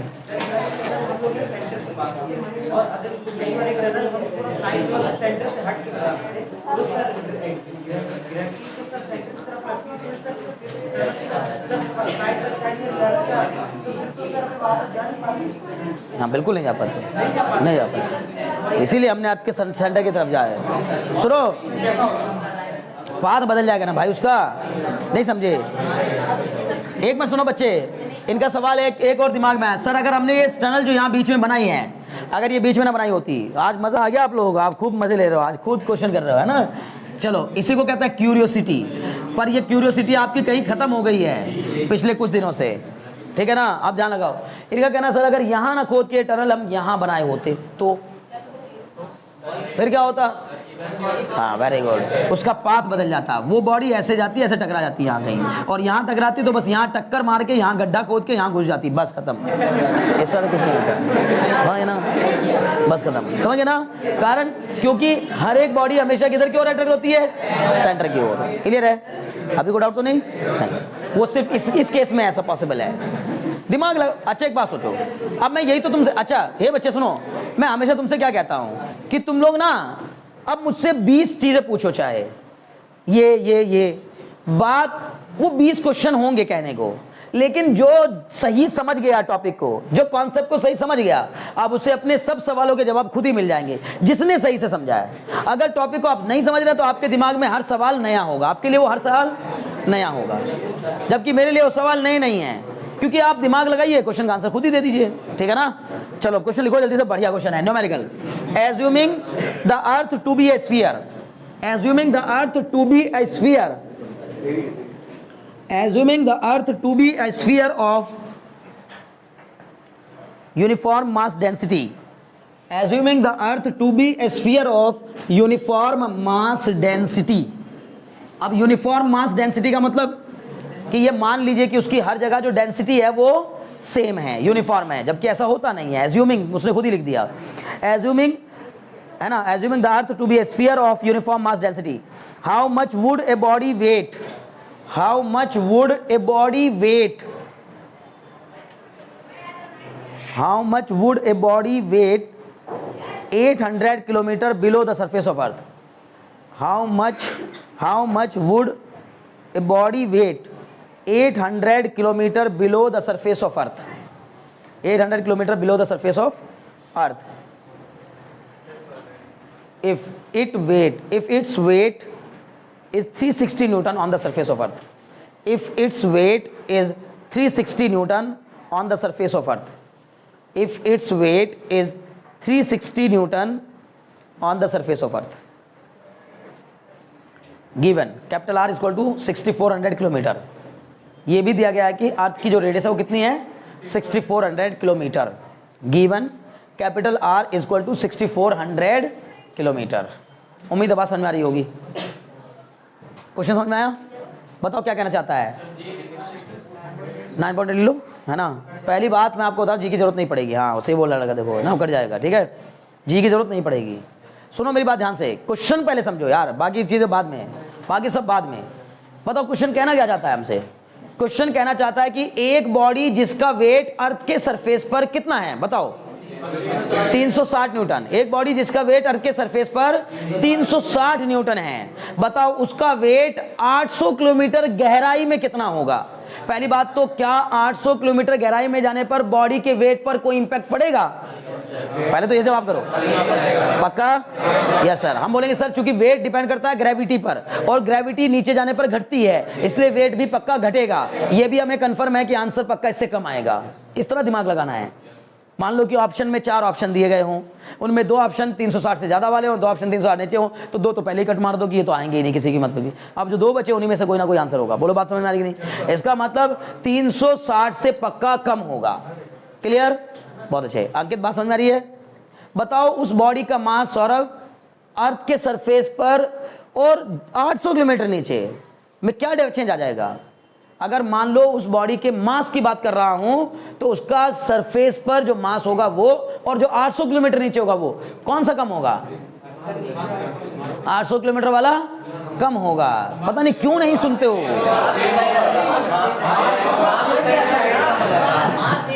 आधी बात सुनते हो, आधी नहीं सुनते हो। 2 बार रिपीट किया ताकि तुम्हें यह ना लग जाए कि सर ने बिना बात मुझे फंसाया है, जानबूझ के फंसा नहीं रहा हूं। 2 बार रिपीट किया कि अगर अर्थ के सरफेस पर उसका मास जितना है, बच्चे mass can never be change in this universe, mass can never be change place to place, मतलब प्लेस बदल जाने से मास नहीं बदलता। चाहे तुम स्पेस में चले जाओ चाहे अर्थ पे रहो, तुम्हारा मास उतना ही रहेगा, वेट चेंज होता है। बोलो बात समझ आ रही नहीं? कोई पूछे क्यों चेंज होता है वेट? क्योंकि सर ग्रेविटी चेंज हो जाती है इसलिए वेट चेंज हो जाता है, और वेट चूंकि ग्रेविटी पे डिपेंड करता है। समझ गए? तो अगर मैंने तुमसे पूछा उस बॉडी का मास अर्थ के सरफेस पर अगर m था, अगर अर्थ के सरफेस उसका मास m था, तो 800 किलोमीटर नीचे कितना होगा? m ही रहेगा। समझ गए ना? पक्का? बहुत अच्छे। तो सबसे पहली बात हम बोलेंगे सर W बराबर mg बराबर 360 न्यूटन। ये कहाँ है? ये कहाँ है? Eight the surface, eight the surface. सुनो ध्यान से अंजेश, है ना? अंजेश बात समझ में आ रही है? W बराबर mg बराबर 360 न्यूटन। क्लियर? ये कहाँ पर है? Eight the surface. ठीक है। m दिया है क्या हमें क्वेश्चन में? नहीं दिया है। g दिया है क्या हमें क्वेश्चन में? नहीं दिया। ना g की जरूरत पड़ेगी ना m की जरूरत पड़ेगी, घबराइए मत, क्योंकि जो नहीं दिया होता फिजिक्स के क्वेश्चन में या तो उसकी जरूरत नहीं पड़ती या तो कहीं से निकल जाता है। क्लियर? अब हम क्या कह रहे हैं? w dash. w डैश मतलब 800 किलोमीटर नीचे का वेट, दूसरे पॉइंट पर वेट। क्लियर? w डैश बराबर कितना हो जाएगा? सर आपने अभी भी बताया m नहीं चेंज होगा, जी चेंज हो जाएगा, जी डैश हो जाएगा, तो M g dash, M g dash. अब एम जी डैश का मतलब एम इंटू जी डैश का फॉर्मूला हमने जाना है कि डी डेप्थ नीचे कितना होता है सर, ये होता है G into 1 minus D upon R. क्या कहना है, बोलो बात समझ में है कि नहीं। जी डैश का फॉर्मूला डी डेप्थ नीचे कितना होता है, यही होता है। क्या आपको डी डेप्थ दे रखी है, ये जी बाहर निकाल लो, क्या हो गया एम जी हो गया एम जी। ये बताओ क्या बन गया 1 माइनस डी की वैल्यू कितनी 800, आर की वैल्यू कितनी, क्लियर है।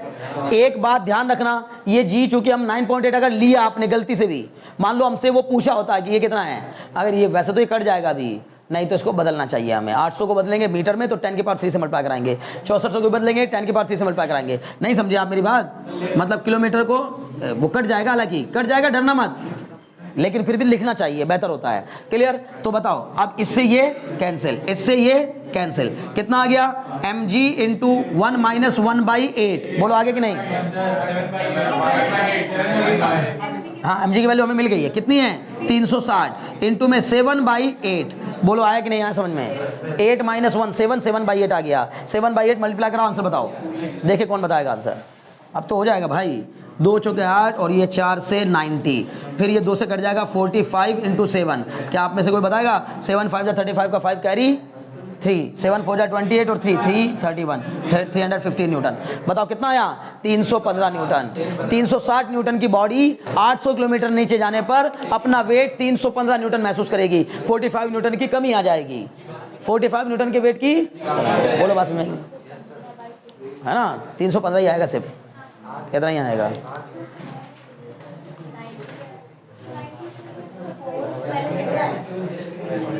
टू 4 जा 8, 94 जा 360, फिर 2 से इसको कटा है 45, समझ गए ना।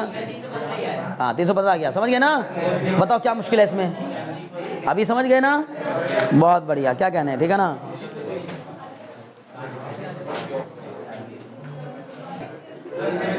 हे बच्चों ध्यान लगाओ, मुझे पूरी उम्मीद है कि बात समझ में आ गई होगी। अच्छा अगर इस टाइप का क्वेश्चन, बार बार कह रहा हूँ, इस टाइप का क्वेश्चन कोई भी रहेगा आराम से कर लोगे, श्योर, बहुत अच्छे। अगर मैंने आपसे पूछ लिया कि भाई 2 प्लैनेट्स में अगर हम बात करें, अच्छा किस पॉइंट पर पहुंचकर, एक क्वेश्चन थोड़ा और बता दो, किस पॉइंट पर पहुंचकर किसी बॉडी का वेट अपने वेट का 1/4 रह जाएगा, किस पॉइंट पर पहुंचकर, नीचे गहराई में किस पॉइंट पर पहुंचकर किसी बॉडी का वेट अपने वेट का 1/4 रह जाएगा, 1/4, 1/4। तो हम क्या करेंगे, शुरुआत में मान लेंगे लेट W बराबर mg, ये तो कहां पर हो जाएगा एट द सरफेस, बोल हो जाएगा कि नहीं, बहुत अच्छे। अब मैंने कहा कि मुझे W डैश कितना चाहिए, W/4, अपने वेट का 1/4, मतलब जितना था सरफेस पर उसका 1/4, तो ये 1/4 हो जाएगा W, ठीक है ना। तो W/4, अब W/4 का मतलब क्या हो जाएगा, W डैश बराबर कितना होगा, बोलो W डैश हो जाएगा सर m g डैश बराबर कितना mg/4। नहीं समझे तो m से m कैंसिल, तो जहां g डैश g/4 के इक्वल होगा वहीं पर वेट भी 1/4 हो जाएगा। चलो जी वो कहाँ होगा, तो इसके लिए हमने कहा सर जी डैश का फॉर्मूला बताओ कितना होता है, g into 1 minus D upon R बराबर g/4, इस g से g cancel, 1 minus D by R बराबर 1/4, इसको उधर ले जाएंगे तो क्या बनेगा, माइनस का d बाई आर बराबर 1/4 माइनस 1, समझ पा रहे हो ना। ये आ जाएगा माइनस का d अपॉन आर बराबर माइनस का 3/4, माइनस से माइनस कैंसिल, इसका मतलब d बराबर कितना 3r/4। बोलो कोई डाउट हो तो, 3r/4 मतलब 3 इंटू 6400 अपॉन 4, ये कट के आ जाएगा 1600, मतलब कुल मिलाकर 4800। तो हम कहेंगे सर 4800 किलोमीटर नीचे जाने पर, अगर अर्थ से हम 4800 किलोमीटर नीचे चले जाएं, अर्थ के सरफेस से 4800 किलोमीटर नीचे चले जाएं, तो हमें अपना वेट 1/4 महसूस होने लगेगा। समझ में आ रही बात ना। अब ये देखो, मैंने ये क्वेश्चन क्यों कराया इतनी जल्दीबाजी में, मैं बताना चाह रहा हूं जो मैंने आपको ज्ञान दिया, जितना आज समझाया, अगर आपने उसको सही से समझाया, किसी भी तरह का क्वेश्चन आएगा कोई कंफ्यूजन नहीं आएगा, बेफिक्र होकर आराम से कर लेंगे। बस करना दिमाग से, जल्दीबाजी नहीं करनी है, समझ गए ना। क्वेश्चन को देखा बस हम उतावलेपन में कुछ भी बोल देते हैं कि सर ये होगा, ऐसे नहीं बोलना। जैसे अभी है ना सौरभ बोल रहा था कि सर मास तो घट जाएगा, नहीं बोलना उतावलेपन में, ठीक है ना। ओके क्लियर है ना। ओके चलिए आज के लिए इतना काफ़ी है, मिलते हैं नेक्स्ट क्लास में फिर से, बहुत बढ़िया।